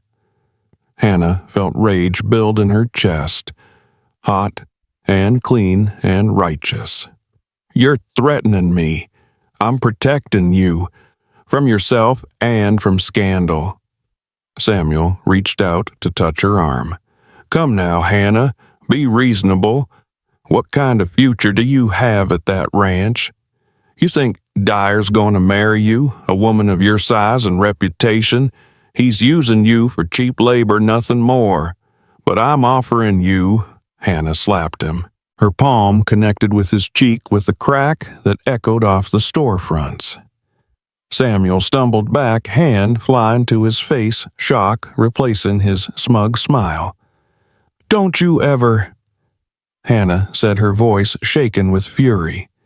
"Presume to tell me what I'm worth. Don't you ever threaten me again. And don't you ever speak about Weston Dyer like you have any idea what kind of man he is." Samuel's face went red. "You bitch! You fat, desperate bitch! You think you can refuse me? You think you have choices?" He grabbed her arm, fingers digging in hard enough to bruise. "You're going to regret this. I'll make sure everyone knows what you really are. I'll make sure. Let her go." The voice was cold and deadly calm. Hannah looked up and saw Weston standing 20 feet away. He must have ridden into town behind her, must have seen the whole thing. His face was expressionless, but his eyes burned with controlled fury. Samuel released Hannah's arm and turned. "This is none of your business, Dyer. You're putting hands on a woman who works for me. That makes it my business." Weston moved forward, slowly, deliberately. "Now step away from her. I'm trying to help her, trying to save her from making a mistake. The only mistake she's making is standing here talking to you." Weston stopped beside Hannah. She said no. That's the end of it. "You don't understand the situation. Hannah and I have history. You have nothing. She owes you nothing. And if I ever see you put hands on her again, history won't matter. Understanding?" Weston's voice dropped lower. "Because I'm only going to say this once. Stay away from her. Stay away from my ranch. And keep her name out of your mouth." Samuel's face twisted with rage and humiliation. "You're making a mistake, Dyer. Both of you. This town has a long memory, and people will talk. Let them talk. I don't give a damn what this town thinks." Weston held Samuel's gaze until the other man looked away. "Now get on your horse and ride out. Before I forget, I'm supposed to be civilized." Samuel straightened his jacket, trying to salvage some dignity. He looked at Hannah with cold hatred. "You'll regret this. When he's done with you, and you have nothing, remember I offered you a way out." He walked away, mounted his horse, and rode off without looking back. Hannah stood frozen, trembling from adrenaline and fear and rage. Weston touched her shoulder gently. "Are you hurt?" He grabbed my arm. "It's fine." "It's not fine. He put hands on you." Weston's jaw was tight. "Who is he?" "Samuel Price. He spread most of the rumors about me after Charles left. Made my life hell for years." Hannah looked at where Samuel had disappeared down the street. "He said he wanted to marry me, to restore my reputation." "By threatening you, that's his way. Offer something that sounds good, then make sure you know what happens if you refuse." Hannah wrapped her arms around herself. "He'll spread more rumors now. About me. About us. About what I'm doing at your ranch. I don't care. You should care. It'll affect you and Isla, Hannah." Weston turned her to face him, his hands on her shoulders. "I don't care what Samuel Price says. I don't care what anyone in this town says. You work for me because you're good at what you do and because my daughter loves you. That's all that matters." But he'll say, let him say it. Words can't hurt us unless we let them. His grip tightened slightly. You're safe at Hollow Ridge. Nobody's going to force you into anything. Not marriage, not scandal, nothing. You have my word." Hannah felt tears burn behind her eyes. "Why are you being so kind to me? Because you deserve kindness, and because—" He stopped, seemed to make a decision. "Because you've become important to me, to both of us, and I protect what's important." They stood there in the middle of town, Weston's hands on her shoulders, his eyes locked on hers. People were watching from windows and doorways. Tomorrow, the whole territory would know Weston Dyer had defended fat Hannah Whitfield from Samuel Price's proposal. But for once, Hannah didn't care what people thought, because someone had fought for her. Someone had protected her. Someone had looked a bully in the eye and said no. "Thank you," she whispered. "Don't thank me for doing what's right." He released her shoulders, stepped back. "Let's get you home." The ride back to Hollow Ridge was quiet. Hannah kept touching her arm where Samuel had grabbed her, feeling the bruises forming under her sleeve. Weston rode beside the wagon, his face grim. "He'll come back," Hannah said finally. "Maybe. He doesn't give up easy, and he's got money and connections. He could make real trouble for you. Let him try." "Weston, I'm serious. If staying at your ranch is going to cause problems, where else would you go?" He looked at her sharply. "Back to town. Back to that room above the store where you barely survived. Back to taking in laundry for people who treated you like dirt." He shook his head. "No, you're staying at Hollow Ridge, and anyone who has a problem with that can take it up with me directly." Hannah swallowed hard. "You're risking your reputation. I lost my wife 2 years ago. I stopped caring about reputation the day I buried her. The only things that matter to me now are keeping my daughter safe and living with some damn integrity." He met her eyes. "You're part of that now, Hannah, whether you plan to be or not."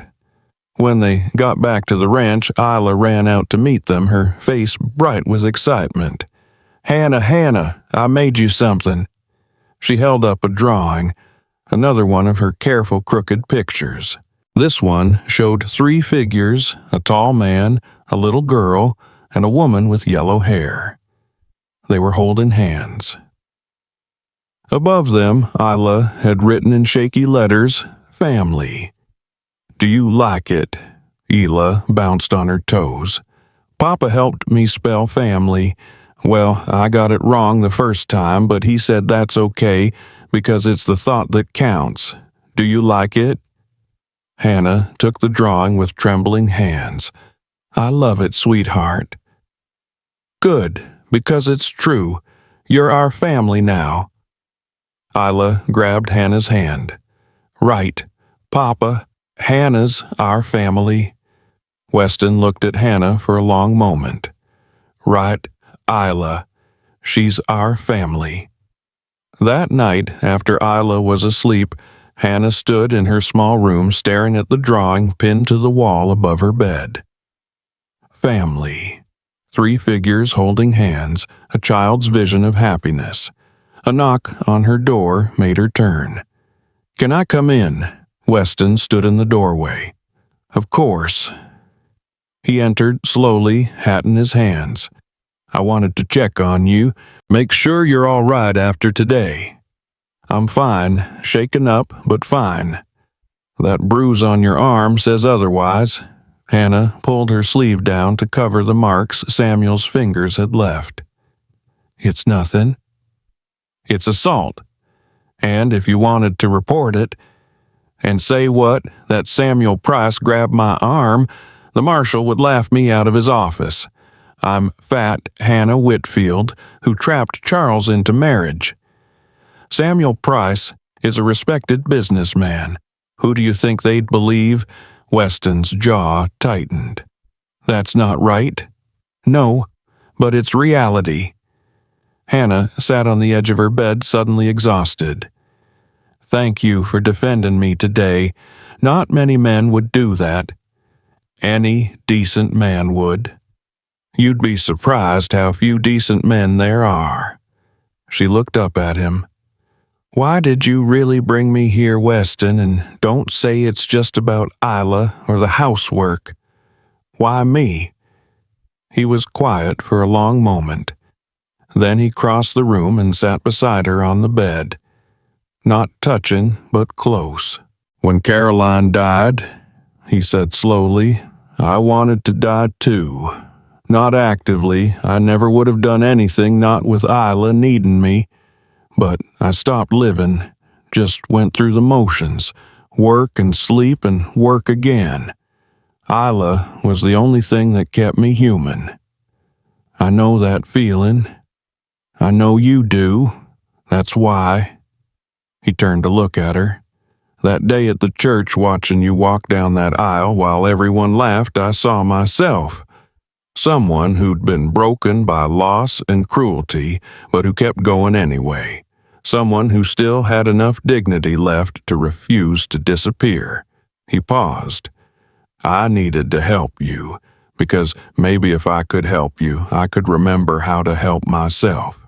Hannah felt tears slide down her cheeks. "Did it work?" "Yes." He reached up and gently wiped away her tears with his thumb. "You and Isla brought life back to this house, brought light back, made me remember that surviving isn't the same as living." His hand lingered on her cheek.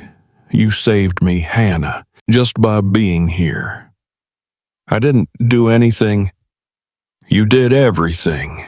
His voice was rough with emotion. "You made my daughter laugh.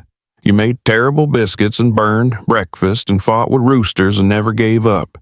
You showed me what real courage looks like, and you—" He stopped, started again. "You made me feel something besides grief for the first time in 2 years." Hannah's breath caught. "Weston, I know it's too soon. I know you've been hurt. I know you probably don't think of me that way. I do." He froze. "What?" "I do think of you that way. I've been trying not to because it scares me. Because every time I've trusted someone, every time I've let myself care, it's ended badly." She took his hand, held it between both of hers. "But I can't help it. You're kind and patient, and you see me as a person, not a body. And Isla," her voice broke, "Isla makes me feel like I matter, like I'm worth something." "You are worth something. I'm starting to believe that because of you." They sat there in the small room, hands intertwined, the candle flickering shadows across the walls. Outside, the wind picked up, rattling the windows. Inside, everything was warm and still and possible. "What do we do now?" Hannah whispered. "We take it slow. We don't rush anything. We let this—" he gestured between them— "grow naturally. And we don't let people like Samuel Price poison what we're building." "What are we building?" "I don't know yet, but I want to find out." He stood, pulled her to her feet. "But first, we make sure you're safe. If Samuel comes back—" "I can handle Samuel."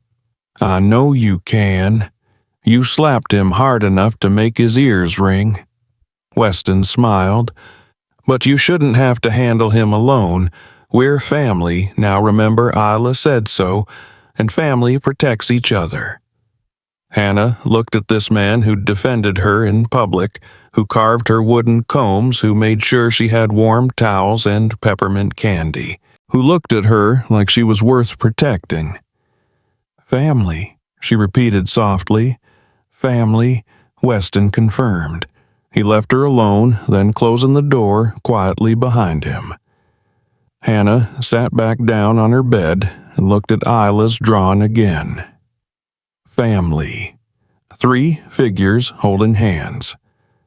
For the first time in her life, Hannah Whitfield believed she might actually belong somewhere. But Samuel Price wasn't done with her yet. 3 days later, while Weston was checking fences on the far edge of the property, a rider came to Hollow Ridge. Hannah was hanging laundry when she heard hoofbeats. She turned and felt her stomach drop. Samuel sat on his horse at the edge of the yard, immaculate in his expensive coat, his face cold with determination. "I need to speak with you, Hannah. Get off this property. I'm not here to fight.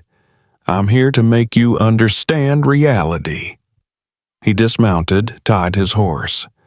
"Weston Dyer can't protect you. Not from the truth. Not from what people are saying. I don't care what people are saying. You should, because the rumors are getting worse. People are saying you seduced him, that you're living in sin, that you're a whore using a child as cover." Samuel's smile was cold. "Those are the polite rumors. The others are much worse." Hannah's hands shook, but she kept her voice steady. "Let them say whatever they want. Even if it destroys Dyer, even if it makes his daughter a pariah. Think about what you're doing to them, Hannah. Think about the damage you're causing just by being here. Papa says you're a liar." They both turned. Isla stood on the porch, her small face fierce with anger. "Papa says you're a bad man who hurts people with words because you're too weak to hurt them any other way. And he said, if you ever came here again, I should go get him right away." She crossed her arms. "So I'm going to get him now." She ran toward the barn before Samuel could respond. "Clever child," Samuel said. "Pity she's being raised by a fool and a fat whore." Hannah moved before she could think. She stepped forward and shoved him hard enough that he stumbled backward. "Get off this property, now, before Weston gets here and forgets he's supposed to be civilized." Samuel straightened his face red with fury. "You're making a mistake, Hannah. I'm your last chance at respectability. Your last chance at anything, and you're throwing it away for what? A few more months of playing house before Dyer gets tired of you. I'd rather die alone than marry you." "Then die alone you will, because when I'm done spreading the truth about you, no one will want you. Not Dyer, not anyone." He mounted his horse. "I'll give you 1 week to change your mind. After that, everyone in this territory will know exactly what kind of woman you are." He rode off just as Weston came running from the barn, Isla on his heels. "What happened? Did he hurt you?" "No, he just—" Hannah's voice cracked. "He said terrible things. About me, about us, about Isla. And he's going to spread more rumors, worse ones." Weston pulled her against his chest, his arms wrapping around her. Hannah stiffened in surprise they'd never embraced before. But then she relaxed into his warmth, into his strength, into the steady beat of his heart against her ear. "Let him spread his rumors," Weston said into her hair. "Let him tell everyone in the territory whatever poison he wants. It doesn't change what's true. And what's true is that you belong here, with us. But what about Isla? What if people are cruel to her because of me? Then we'll deal with it, together." He pulled back to look at her. "You're not leaving Hannah. Not because of Samuel Price, not because of gossip, not because of anything. You're staying right here where you belong." Isla wrapped her arms around both of them, creating a tight circle of 3. "Family stays together," she said firmly. "That's the rule. Right, Papa?" "Right, sweetheart. Family stays together." And standing there in the yard with Weston's arms around her and Isla pressed against her side, Hannah finally understood what it meant to be protected, to be valued, to be loved, not despite her flaws, but including them. She'd spent her whole life believing she had to earn love by being smaller, quieter, less. But this family, her family, loved her exactly as she was. The war with Samuel Price wasn't over. Hannah knew that. He'd make good on his threats, spread his poison, try to destroy what they were building. But for the first time in her life, Hannah wasn't afraid of the fight, because she wasn't fighting alone anymore. Samuel Price kept his word about spreading rumors, but he was smarter about it than Hannah expected. He didn't shout accusations in the street or post notices at the general store. Instead, he worked quietly, planting seeds of doubt in the right ears. A word to the pastor's wife about impropriety. A suggestion to the bank manager about Weston's judgment.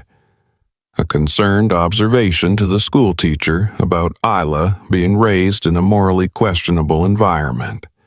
Within a week, the whispers had spread through town like wildfire through dry grass. Hannah heard about it from Martha, who rode out to Hollow Ridge on a gray afternoon with her face tight with worry. "It's getting bad," Martha said over coffee at the kitchen table. "People are saying you've seduced Weston, that you're living as his wife without benefit of marriage, that you're corrupting Isla." She paused. "Mrs. Henderson told me the church ladies are planning to visit, to assess the situation and determine if intervention is necessary." Hannah's hands tightened around her cup. "Intervention? They want to see if Isla should be removed from the home for her moral protection." The coffee cup slipped from Hannah's fingers and shattered on the floor. Hot liquid spread across the wooden boards, but Hannah couldn't move, couldn't breathe. "They can't take her," she whispered. "They can't. They can try." And with Samuel backing them, providing evidence of impropriety, Martha reached across the table. "Hannah, I'm not saying this to scare you. I'm saying it so you're prepared." Weston appeared in the doorway, drawn by the sound of breaking china. His eyes went from the spilled coffee to Hannah's white face to Martha's grim expression. "What's happened?" Martha told him. Every word Samuel had spread, every rumor taken root, every threat building toward Isla. By the time she finished, Weston's face had gone cold and hard as winter stone. "They're not taking my daughter." "I know, but you need to be smart about this. Samuel's building a case based on lies, based on appearances, and appearances matter to people like the church ladies." Martha stood. "I'm not saying Hannah needs to leave, but you need to do something to prove the situation here is appropriate, legal, above reproach." After Martha left, Weston paced the kitchen like a caged wolf, while Hannah cleaned up the broken cup with shaking hands. "This is my fault," Hannah said. "I should have left the moment Samuel made his first threat.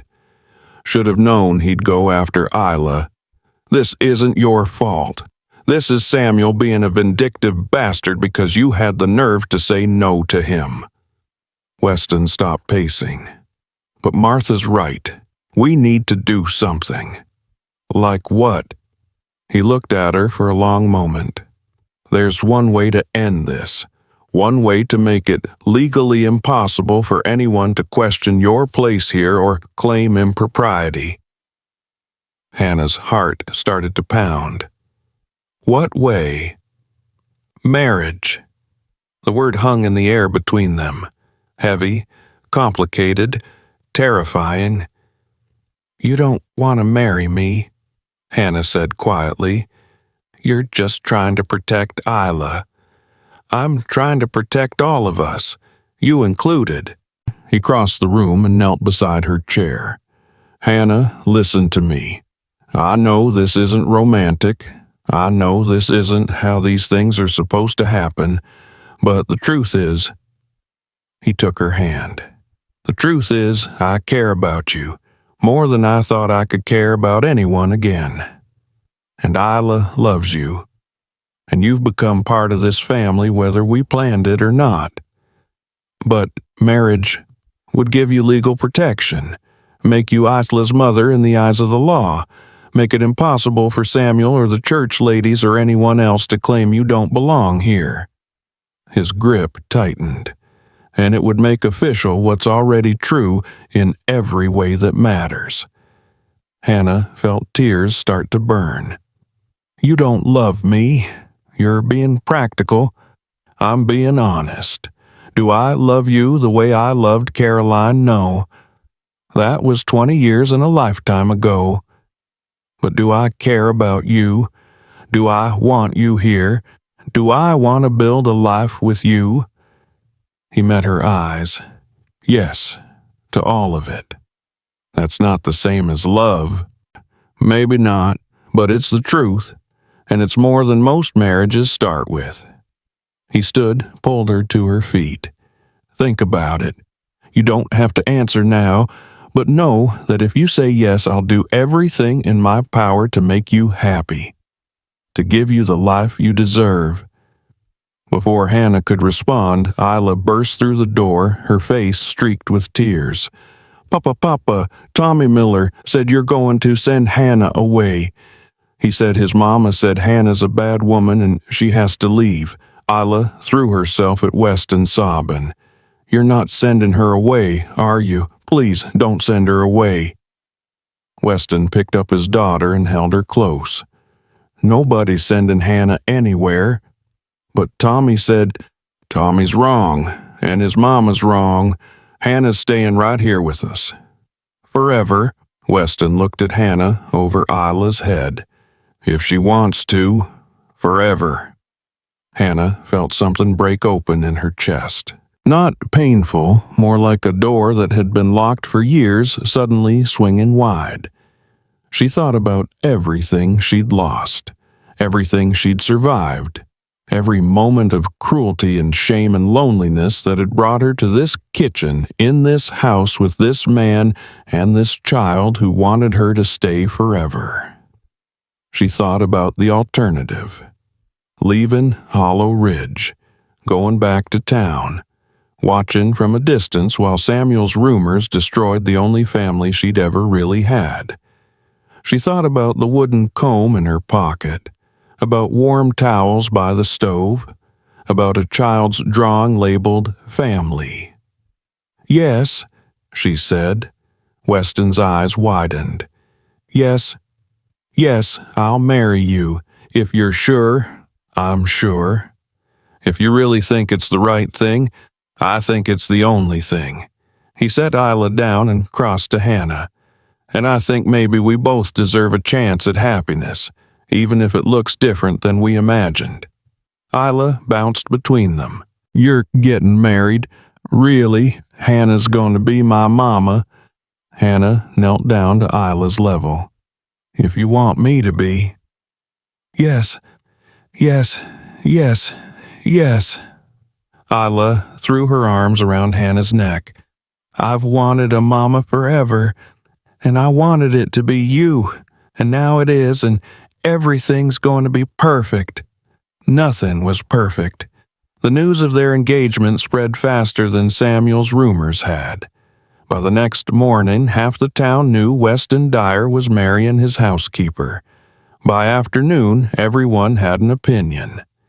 Pastor Williams rode out to Hollow Ridge that evening, his face grave with concern. I heard about your plans, he said to Weston, and I have to ask, are you certain about this? Completely certain. Because marrying in haste? We're not marrying in haste. We're marrying because it's right, because Hannah belongs here, because Isla needs a mother and I need... Weston stopped. I need someone who understands what loss feels like, but who still has the courage to try again. Pastor Williams looked at Hannah, who stood in the kitchen doorway with flour on her apron from making bread. And you, Mrs. Whitfield, are you entering this marriage freely? Yes.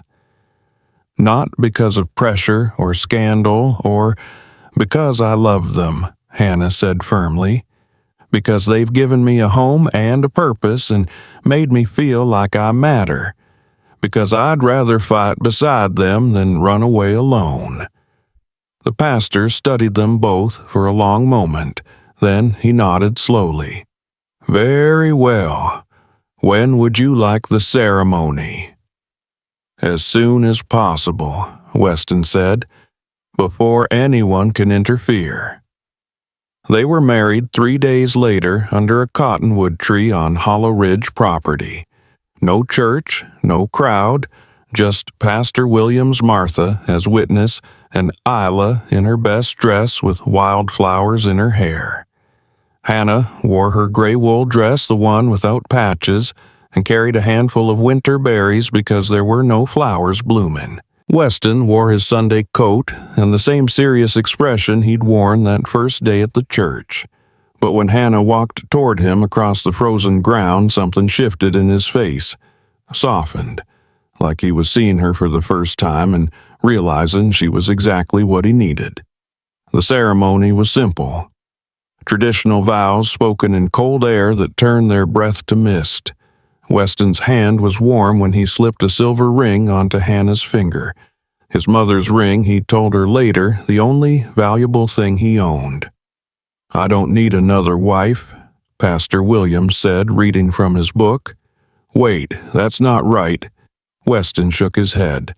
Actually, that's exactly right. I don't need another wife. I need this wife, this woman, this partner. He kissed Hannah, then gentle and brief and full of promise. Isla cheered. Martha cried. Pastor Williams looked slightly confused but pleased. And just like that, Hannah Whitfield became Hannah Dyer. The celebration was modest stew and fresh bread, and Martha's contribution of a small cake. They ate at the kitchen table, Isla chattering excitedly about how she now had a mama, and everything was perfect. But that night, after Isla was asleep, and Martha had ridden back to town, reality set in. Hannah stood in her small room, her old room, packing her few belongings into her canvas bag. Weston appeared in the doorway. You don't have to move tonight, he said quietly. We can take time. We're married. People will talk if I keep sleeping in here. Let them talk. No. Hannah folded her spare dress carefully. We did this to stop the talking, to protect Isla, to make everything legal and proper, which means, she took a breath, which means I should sleep in your room. Weston was quiet for a moment. Hannah, I'm not expecting we don't have to. I know. She turned to face him. I know you're not expecting anything, but we're married, and I'd like to try, she struggled for words. I'd like to try being a real wife, if you'll let me. He crossed the room and took her hands. You don't owe me anything. I'm not doing this out of obligation. I'm doing it because I want to, because you've been kind and patient and you've given me everything I needed to feel human again. She squeezed his hands. And because maybe we can build something real together. Not just practical. Real. Weston pulled her close, wrapping his arms around her. Hannah felt safe there, protected, like nothing could hurt her as long as he was holding her. Then we'll take it slow, he said into her hair. We'll figure it out together. No pressure, no expectations. Just us, learning each other. They moved her things into his room that night. The space was simple, a bed, a dresser, a chair by the window. But it felt different than her old room, more permanent, more like a place she could actually belong. They lay in bed that first night, carefully not touching, both staring at the ceiling. This is awkward, Hannah said finally. Weston laughed a real laugh, surprised and genuine. Terribly awkward. What do we do now? I don't know. Talk maybe about what? Anything. Everything. He rolled onto his side to face her. Tell me something I don't know about you. Hannah thought for a moment. I wanted to be a teacher when I was young. Before everything, I loved reading, loved the way words could build whole worlds. You're teaching Isla. That's different. That's letters and simple words. I wanted to teach older children, literature, history, things that matter. It's not too late. Maybe someday. No, Hannah's voice was firm. That dream died a long time ago. When I got fat. When Charles left. When the world made it clear that women who look like me don't get to have dreams like that. The world's wrong. Maybe, but wrong or not, it's reality. Weston reached out and took her hand. Then we'll make a new reality. Here, in this house, where dreams don't die because of what you look like. Hannah felt tears slide down her temples. You can't promise that. I can try. We both can. He squeezed her hand. That's what marriage is, isn't it? Two people trying to build something better than what they had alone. They fell asleep like that, hands linked, both fully clothed with more space between them than closeness.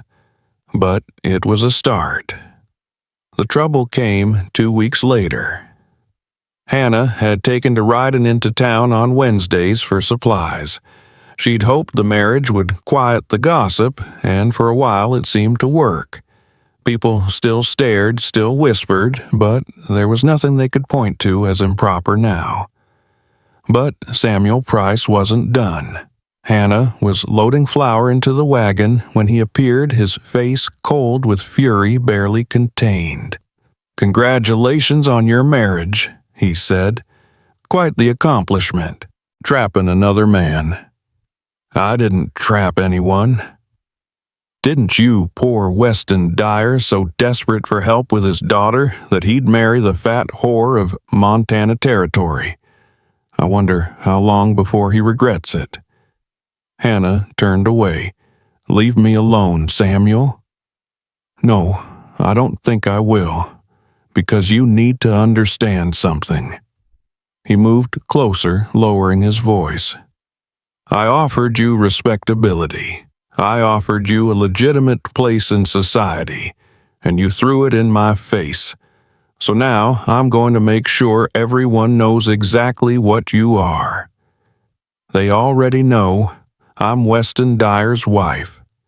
You're a whore playing house, and I'm going to prove it. His smile was cruel. I have friends, people who know people, and they're going to start asking questions about your marriage, about whether it was consummated, about whether it's even legal if Dyer married you under false pretenses. What false pretenses? That you're respectable, that you're worthy of being a mother to his child, that you're anything other than a desperate woman who seduced a grieving widower. Samuel leaned in close. I'm going to destroy you, Hannah, and when I'm done, Weston will see you for what you really are, and he'll throw you out just like Charles did. Hannah felt rage build in her chest, hot and clean. Get away from me. Or what? You'll slap me again. Go ahead. Give me another reason to report you to the marshal. Samuel straightened. You have 1 month. 1 month before I file a formal complaint about your marriage, about your influence on an innocent child, about your moral unfitness, and then we'll see how long Weston Dyer stands by his mistake. He walked away, leaving Hannah shaken with fury and fear. She didn't tell Weston about the encounter, not that night, not the next day. She tried to carry it herself, tried to figure out how to handle Samuel's threats without dragging Weston into another fight. But 3 days later, the letter came. Official. Stamped. addressed to Weston Dyer regarding concerns about the moral fitness of his household. Weston read it at the breakfast table, his face going dark with rage. "That son of a bitch." "What is it?" Hannah asked, though she already knew. "Samuel Price has filed a formal complaint. Claims our marriage is fraudulent. Claims you're morally unfit to raise Isla. Claims he has evidence of Weston stopped reading, crumpled the letter. "This is insane." "What kind of evidence?" "He doesn't say. Probably because there isn't any. But the fact that he filed a complaint means someone has to investigate. Means someone will come here to assess the situation." Weston started pacing. "This is about control. He can't have you, so he's trying to destroy you. He's trying to destroy us." Same thing.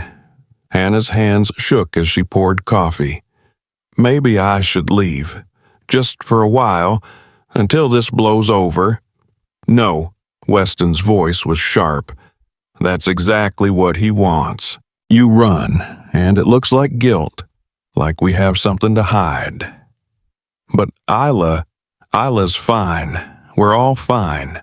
Because there's no evidence of wrongdoing. Our marriage is legal. You're a good mother, and anyone who comes here to investigate will see that immediately." But Hannah wasn't so sure. The investigator arrived the following week. A thin woman named Mrs. Patterson from the territorial office with a pinched face and suspicious eyes.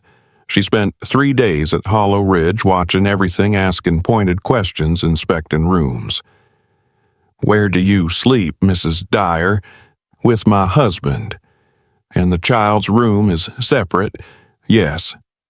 "No impropriety in the sleeping arrangements?" Hannah felt her face heat. "No impropriety." Mrs. Patterson made notes, asked Isla questions in private, examined the house for signs of moral corruption, found nothing because there was nothing to find. But on her last day, she pulled Hannah aside. "I have to ask you directly. Did you seduce Mr. Dyer? Did you use your position as housekeeper to manipulate him into marriage?" Hannah looked her straight in the eye. "I did not. Weston asked me to marry him to protect all of us from exactly this kind of harassment. And I said yes because I love them, both of them. Love can be convenient.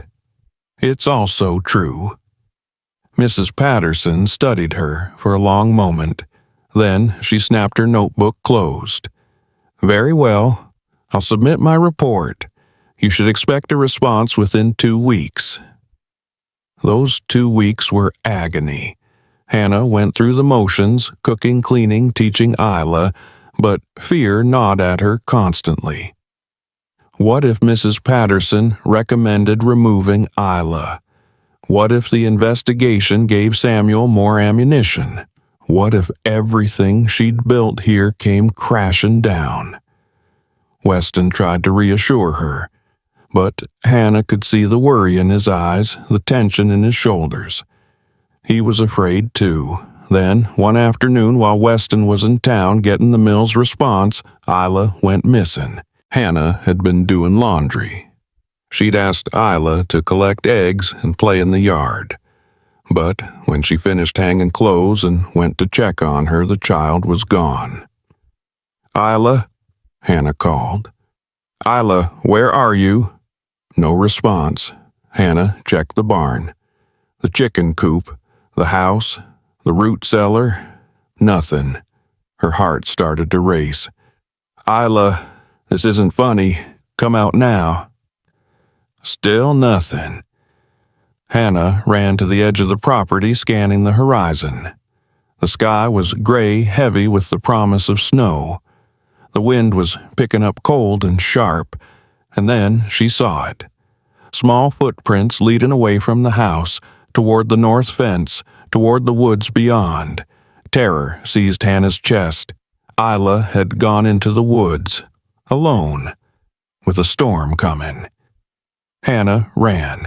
She followed the footprints through the dead grass and patches of old snow, calling Isla's name until her throat was raw. The trees closed around her, dark and dense. The temperature dropped. Wind whipped through the branches. "Isla," Hannah screamed.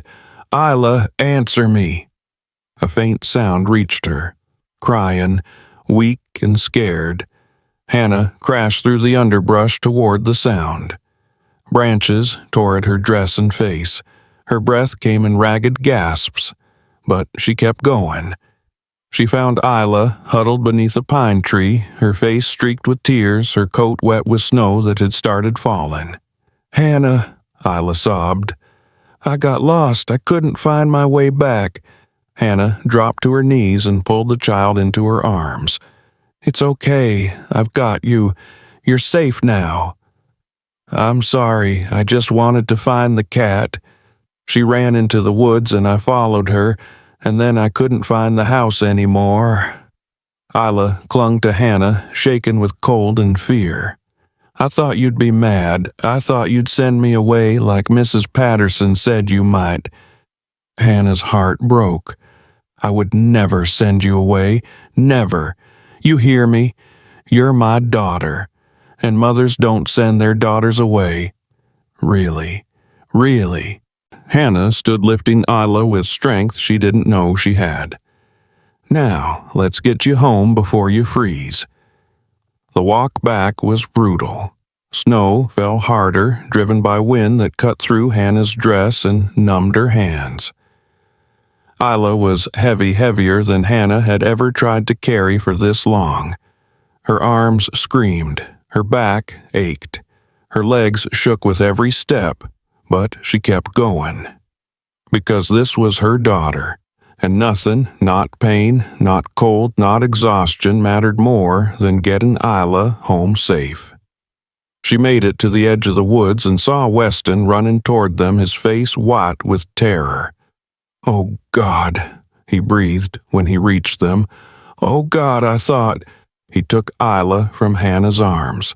Hannah collapsed to her knees, gasping, her body shaken from exertion and cold. "She's okay," Hannah managed. "Just scared." She went after the cat. "I don't care about the cat. I care about—" Weston looked at her kneeling in the snow, her dress torn, her hands bleeding from branches, her face pale with exhaustion. "Hannah, you're hurt." "I'm fine. Just get Isla inside. She's freezing." They stumbled back to the house together. Weston carried Isla. Hannah walked beside them, forcing her legs to move, even though every muscle screamed protest. Inside, they stripped Isla's wet clothes and wrapped her in blankets by the fire. Hannah made hot broth with shaken hands. Weston held his daughter and whispered prayers of gratitude. It wasn't until Isla was warm and drowsy and safe that Weston turned to Hannah. "Let me see your hands." Hannah held them out. Blood had dried in the cuts from branches. Her palms were scraped raw. Weston cleaned them carefully, his touch gentle, his face grave. When he finished bandaging them, he looked up at her.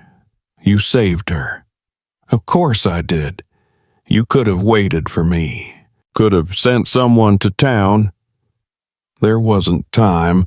The storm was coming. She was lost and scared." Hannah's voice broke. "She's my daughter, Weston. What else was I gonna do?" Weston pulled her against his chest, holding her so tight she could barely breathe.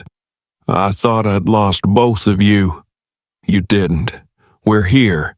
We're safe. Because of you." He pulled back to look at her face. "Hannah, I need you to know something. I didn't just marry you for practical reasons. I didn't just marry you to stop gossip or protect Isla." "Then why?" "Because somewhere in the last few months I fell in love with you.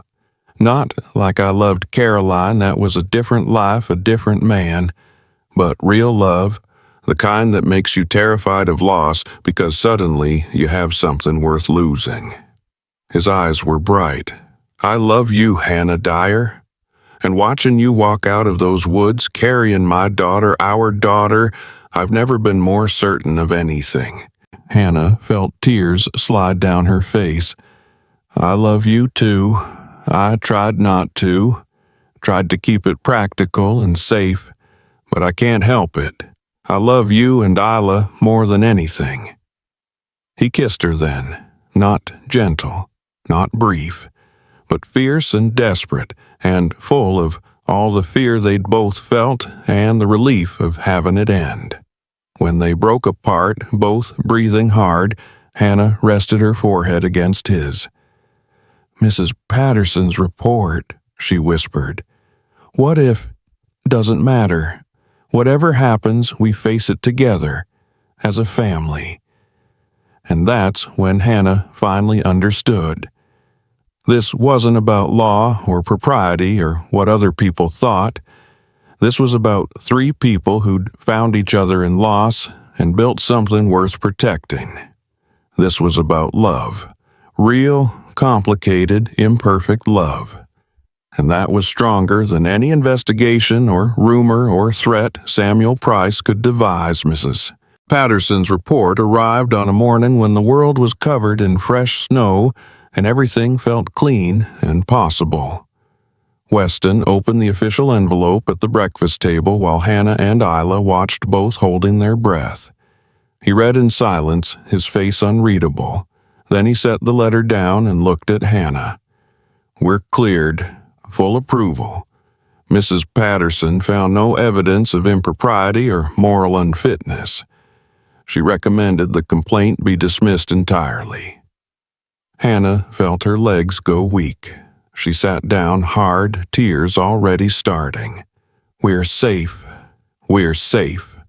Weston handed her the letter. "She wrote that you demonstrated exceptional maternal instinct, and that Isla shows clear signs of being loved and well cared for, and she noted that Samuel Price's complaint appeared to be motivated by personal grievance rather than genuine concern." Isla bounced in her chair. "Does this mean the mean lady won't take me away?" "Nobody's taking you anywhere, sweetheart." Weston pulled his daughter onto his lap. "You're staying right here with your mama and me." "Forever? Forever?" Hannah read the report with shaken hands. Mrs. Patterson had been thorough but fair.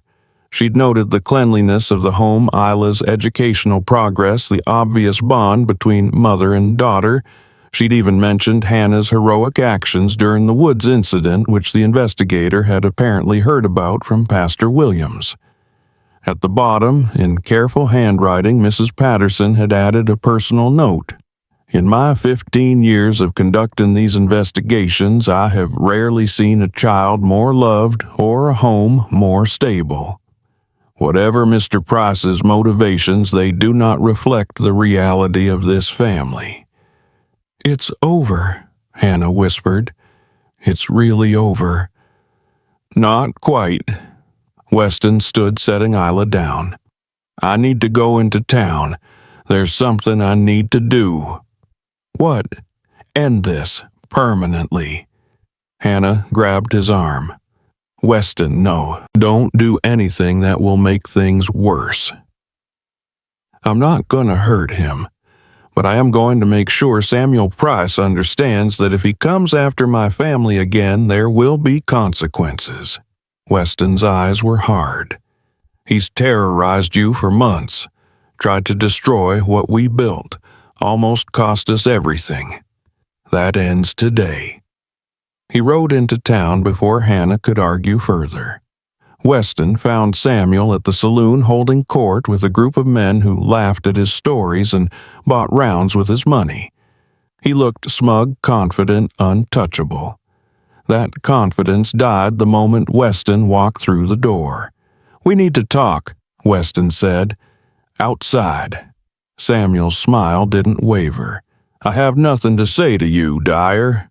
"Then listen." Weston moved closer. "The investigation cleared us, completely. Your complaint was dismissed. My wife was found to be an exceptional mother, and our home was found to be beyond reproach. For now, but there's always another complaint, another investigation. There won't be. Weston's voice dropped low and deadly.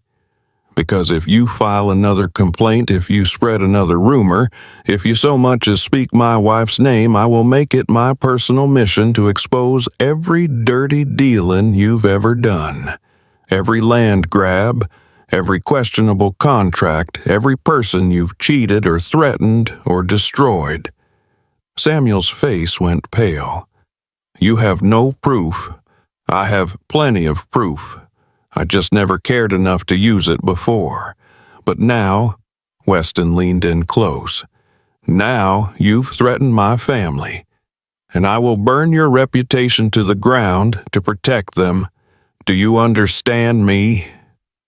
The men at the bar had gone silent, watching. Samuel's hands shook slightly as he set down his whiskey glass. You're bluffing. Try me. File one more complaint. Spread one more lie, and see what happens. Weston straightened. My wife is a good woman who survived more cruelty than you could imagine. She's brave and kind, and she's made my daughter happier than I've seen her since her mother died. And if you think I'm going to let a petty vindictive man like you hurt her, you're more of a fool than I thought. He turned to leave, then stopped. One more thing. If I ever hear that you've bothered her again, if you even look at her wrong in town, I won't go to the marshal. I won't file complaints. I'll handle it personally. And you won't like how I handle things. Weston walked out, leaving Samuel standing in front of half the men in town, publicly humiliated and clearly defeated. By the time he got back to Hollow Ridge, word had already spread. Martha showed up an hour later, her face bright with barely contained laughter. The whole town's talking about it, she said over coffee. Samuel Price put in his place by Weston Dyer, in front of everyone. He left town an hour ago, packed his bags, and rode out without saying a word to anyone. Hannah felt a weight lift from her chest. He's really gone, and from what I hear, he won't be back. Weston made it very clear what would happen if he ever bothered you again. Martha squeezed Hannah's hand. You're safe now, all of you. After Martha left, Hannah found Weston in the barn brushing down storm after the hard ride to town and back. You didn't have to do that, she said. Yes, I did. You could have made an enemy. I already had an enemy. Now I just have a defeated one. Weston set down the brush and turned to face her. Hannah, I meant what I said. I will protect you, always, no matter what it costs me. Why? Because you're my wife? Because I love you? Because you deserve to feel safe? He crossed to her, took her hands. And because watching you carry Isla out of those woods, I realized something. You're the strongest person I've ever known, and I'll be damned if I let anyone make you feel weak again. Hannah felt tears start. I don't feel weak when I'm with you. Good, because you're not. You're extraordinary. He pulled her close. And I want to spend the rest of my life making sure you know it. They stood there in the barn holding each other while outside the world went on without caring about their small, hard-won happiness. Spring came slowly to Montana territory that year. The snow melted in patches, revealing brown grass and mud. The chickens started laying more eggs. The horses grew restless in their stalls, and Hannah discovered she was pregnant. She'd suspected for a few weeks the way her body felt different, heavier, more tender, but she didn't say anything until she was sure, until Martha confirmed it with one look and a knowing smile. How far along? 2 months, maybe 3. Does Weston know? Not yet. I wanted to be certain before I told him. Martha hugged her tight. Congratulations, honey. You're going to be a wonderful mother. I already am a mother. I know, but now you'll be a mother twice over. Hannah told Weston that night after Isla was asleep. They sat by the fire, his arm around her shoulders, her head resting against his chest. I have something to tell you, she said. If it's that you burned dinner tomorrow in advance, I'm prepared to be understanding. She smiled, despite her nerves. I'm pregnant. Weston went completely still. Then he pulled back to look at her face, his eyes wide. You're sure? Martha confirmed it today. I'm about 2 months along. 2 months. He did the math in his head, his face softening. That would be right around when you told me you loved me. After the woods, after Isla. Hannah's voice caught. I know the timing isn't perfect. I know we're still figuring things out. Weston kissed her, deep and long and full of joy so pure it made Hannah's chest ache. The timing is perfect, he said when they broke apart. Everything about this is perfect. You're perfect. I'm not. You are, and you're giving me another child, another chance at family, another reason to wake up grateful every single day. He pressed his hand to her stomach, his touch gentle. Thank you. I didn't exactly do it alone. He laughed. No, I suppose we did this together. They told Isla the next morning. The child's reaction was everything Hannah could have hoped for. A baby. A real baby. Isla's face lit up like sunrise. Am I going to be a big sister? Yes, Hannah said. In about 7 months. 7 months is forever. It'll go faster than you think. Isla threw herself at Hannah, wrapping her arms around her middle carefully like she was afraid of breaking something. I'm going to be the best big sister ever. I'm going to teach the baby everything. Letters and numbers and how to feed chickens and which cats are friendly and which ones bite. And you'll have plenty of time for all that, Weston said, laughing. That afternoon, Isla drew another picture. This one showed 4 figures instead of 3. A tall man, a woman, a little girl, and a tiny baby. Above them, in careful letters, complete family. Hannah pinned it to the wall beside the others and felt something settle in her chest. Contentment, maybe. Or peace. The feeling of finally being exactly where she belonged. The pregnancy was hard on Hannah's body. She'd always been heavy, but now the weight felt different. Purposeful. Like her body was finally doing something right instead of something wrong. But the town didn't see it that way.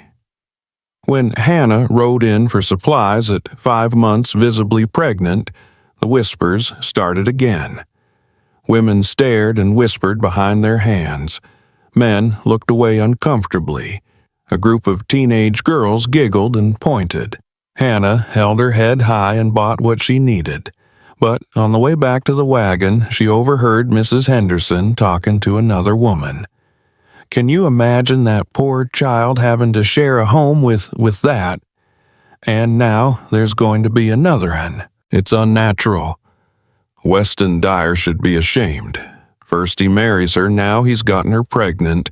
What was he thinking? He wasn't thinking, that's the problem. Men never do when it comes to... Excuse me. Both women turned. Hannah stood behind them, hands on her swollen belly, eyes blazing. I believe you were talking about me. Mrs. Henderson had the grace to look embarrassed. We were just gossiping about my marriage, my pregnancy, my body, my life. Hannah's voice was steady. And I want you to understand something. I don't care what you think. I don't care if you approve. I don't care if my body offends you or my happiness confuses you, because I have a husband who loves me, a daughter who adores me, and a baby growing inside me who I already love more than anything. We didn't mean. Yes, you did. You meant every word, just like you've meant every cruel thing you've ever said about me. Hannah stepped closer. But here's what you don't understand. Your cruelty doesn't hurt me anymore, because I've learned something that you clearly haven't. That true beauty isn't about being thin or pretty or acceptable. It's about being brave enough to live authentically, to love fully, to refuse to disappear just because the world wants you to. She walked past them without waiting for a response. When she got back to Hollow Ridge, Weston took one look at her face and pulled her into his arms. What happened? Hannah told him. Everything. The whispers, the stares, the confrontation with Mrs. Henderson. I'm proud of you, he said when she finished. For what? Losing my temper. For standing up for yourself. For refusing to let them make you small. He kissed her forehead. You're magnificent, Hannah Dyer, and anyone who can't see that is blind. The baby came on a cold October morning. Martha served as midwife, calm and efficient despite the screams and blood and terror of childbirth.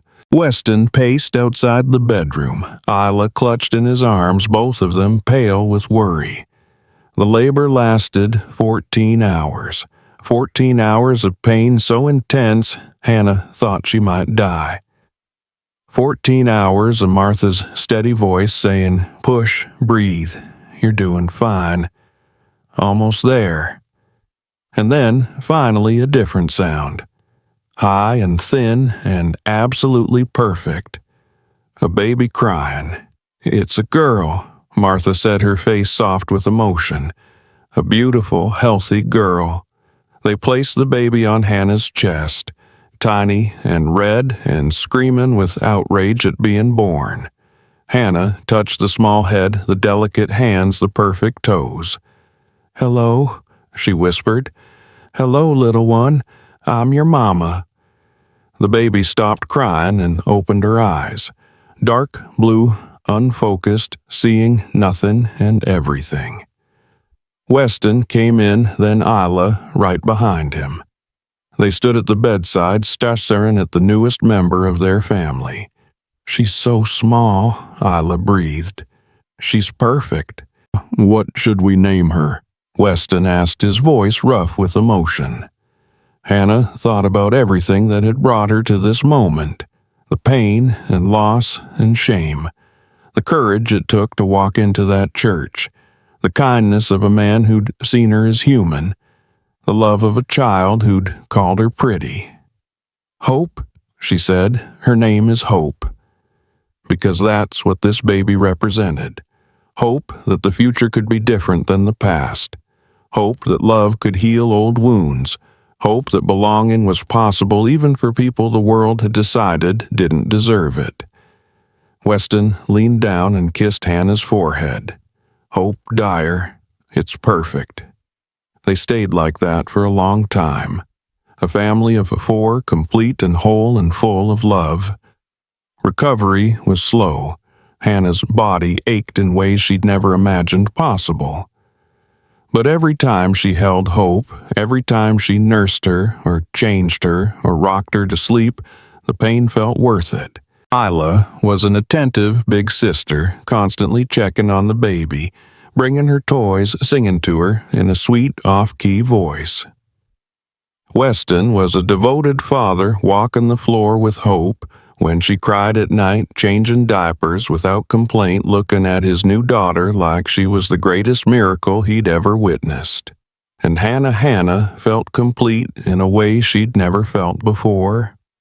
One afternoon, when Hope was 2 months old and winter was settling in again, Pastor Williams came to visit. I wanted to see the new baby, he said, and to tell you something. They sat at the kitchen table, Hope sleeping in Hannah's arms, Isla coloring at the other end of the table. "I owe you an apology," the pastor said. "When Weston first told me he planned to marry you, I had doubts. I questioned whether it was wise, whether it was right, and I was wrong." Hannah looked up surprised. "Pastor, no, let me finish. I was wrong because I judged you based on appearance and gossip rather than character. And in doing so, I almost failed to see what was really happening. That you and Weston were building something rare and precious, a family based on respect and kindness and genuine love." He smiled. "You've taught this town a valuable lesson, Mrs. Dyer, though I'm not sure most of them have learned it yet." "What lesson?" "That beauty isn't what we've been taught to see. That worth isn't measured in pounds or appearances. That the most extraordinary people are often the ones we're quickest to overlook." He stood to leave. "Thank you for that, and congratulations on your beautiful family." After he left, Weston put his arm around Hannah's shoulders. "He's right, you know, about the lesson." "What do you mean?" "You changed things, not just for us, but for this whole town. They see you differently now. They see all of us differently."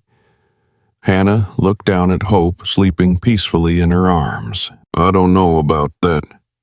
"I do, because I've seen it. The way people talk about you now. The way they've started treating Isla. The respect in their voices when they say your name." He kissed her temple. "You taught them that courage looks different than they thought. That strength comes in unexpected forms. That love doesn't care about size or beauty or any of the shallow things they thought mattered." 6 months after Hope's birth, something unexpected happened. A young woman came to Hollow Ridge. Barely 20, heavy-set like Hannah, with shame written all over her face. She stood at the door, twisting her hands, barely able to meet Hannah's eyes. "Mrs. Dyer, my name is Emily Miller. I heard about you, about what you did, walking into that church, standing up to people, building a life, even though," she stopped, tears starting, "even though people said you didn't deserve one." Hannah invited her in, made her tea, listened while Emily told her story. So similar to Hannah's own. A broken engagement, public humiliation, years of shame and hiding. "I thought maybe if you could do it, if you could survive and build a life and find happiness, maybe I could too." Hannah looked at this young woman and saw herself 5 years ago. Broken, desperate, convinced she was unlovable. "You can," Hannah said firmly. "You absolutely can. It won't be easy. People will be cruel. They'll judge you and whisper about you and try to make you feel small. But you're not small. You're strong. And you deserve happiness just as much as anyone else." Emily cried, then the kind of tears that come from years of holding everything in. Hannah held her and let her cry, and thought about how far she'd come. After Emily left with hope in her eyes and determination in her step, Weston found Hannah on the porch watching the sunset. "That was a good thing you did," he said. "I just told her the truth. Sometimes that's the most revolutionary thing you can do." He pulled her close. "You're changing the world, Hannah Dyer, one conversation at a time." Hannah didn't know about changing the world, but she knew she'd changed her own world. And maybe that was enough. That spring, Hannah did something she'd never imagined possible. She started teaching. Not officially, the school board would never approve someone like her, but word spread that Hannah Dyer was teaching reading and writing to children at Hollow Ridge. And parents started bringing their kids. Some out of desperation they couldn't afford real school, some out of curiosity, some because they'd heard Hannah was good with children. Within a month, Hannah had 8 students. Within 3 months, 15 they met in the barn which Weston had cleaned out and fitted with benches. Hannah taught them letters and numbers and stories. She taught them that learning was powerful, that words could change lives, that knowledge was freedom. And she taught them by example that being different wasn't the same as being wrong. Isla was her star pupil, reading full books now at age 8. But Hannah was equally proud of the shy boy who'd been told he was stupid, finally learning to write his name. Of the girl who'd been kept home from school because her family was too poor, suddenly discovering she loved mathematics. Of all the children who came to her barn and found something they couldn't find anywhere else. Acceptance. On a warm afternoon in May, 5 years after Hannah had walked into Snow Pine Church in that yellowed wedding dress, she stood in her barn classroom and looked at her students. 15 children of all ages and sizes and backgrounds. All learning, all growing, all being treated with respect and dignity regardless of what they looked like or where they came from. "You are all capable of extraordinary things," Hannah told them. "Don't let anyone tell you different. Don't let the world convince you that you're less than you are. You're smart. You are worthy. You are enough." The children nodded, absorbing the words, and Hannah thought about the woman she'd been 5 years ago. The woman who'd walked into that church expecting humiliation and found instead the beginning of everything. That evening, after the students had gone home and Hope was asleep and Isla was practicing her letters, Hannah found Weston building something in his workshop. "What's that? A sign?" He held it up. The wood was smooth and carefully carved. The letters read, "Hollow Ridge School." "Weston, you're doing important work here. Real teaching. Those kids need what you're giving them, and you deserve recognition for it," he smiled. "Besides, if we're going to keep getting more students, we need to make it official. The town won't like it. The town can go to hell. You're my wife. This is our land. And if you want to run a school here, then we're running a school."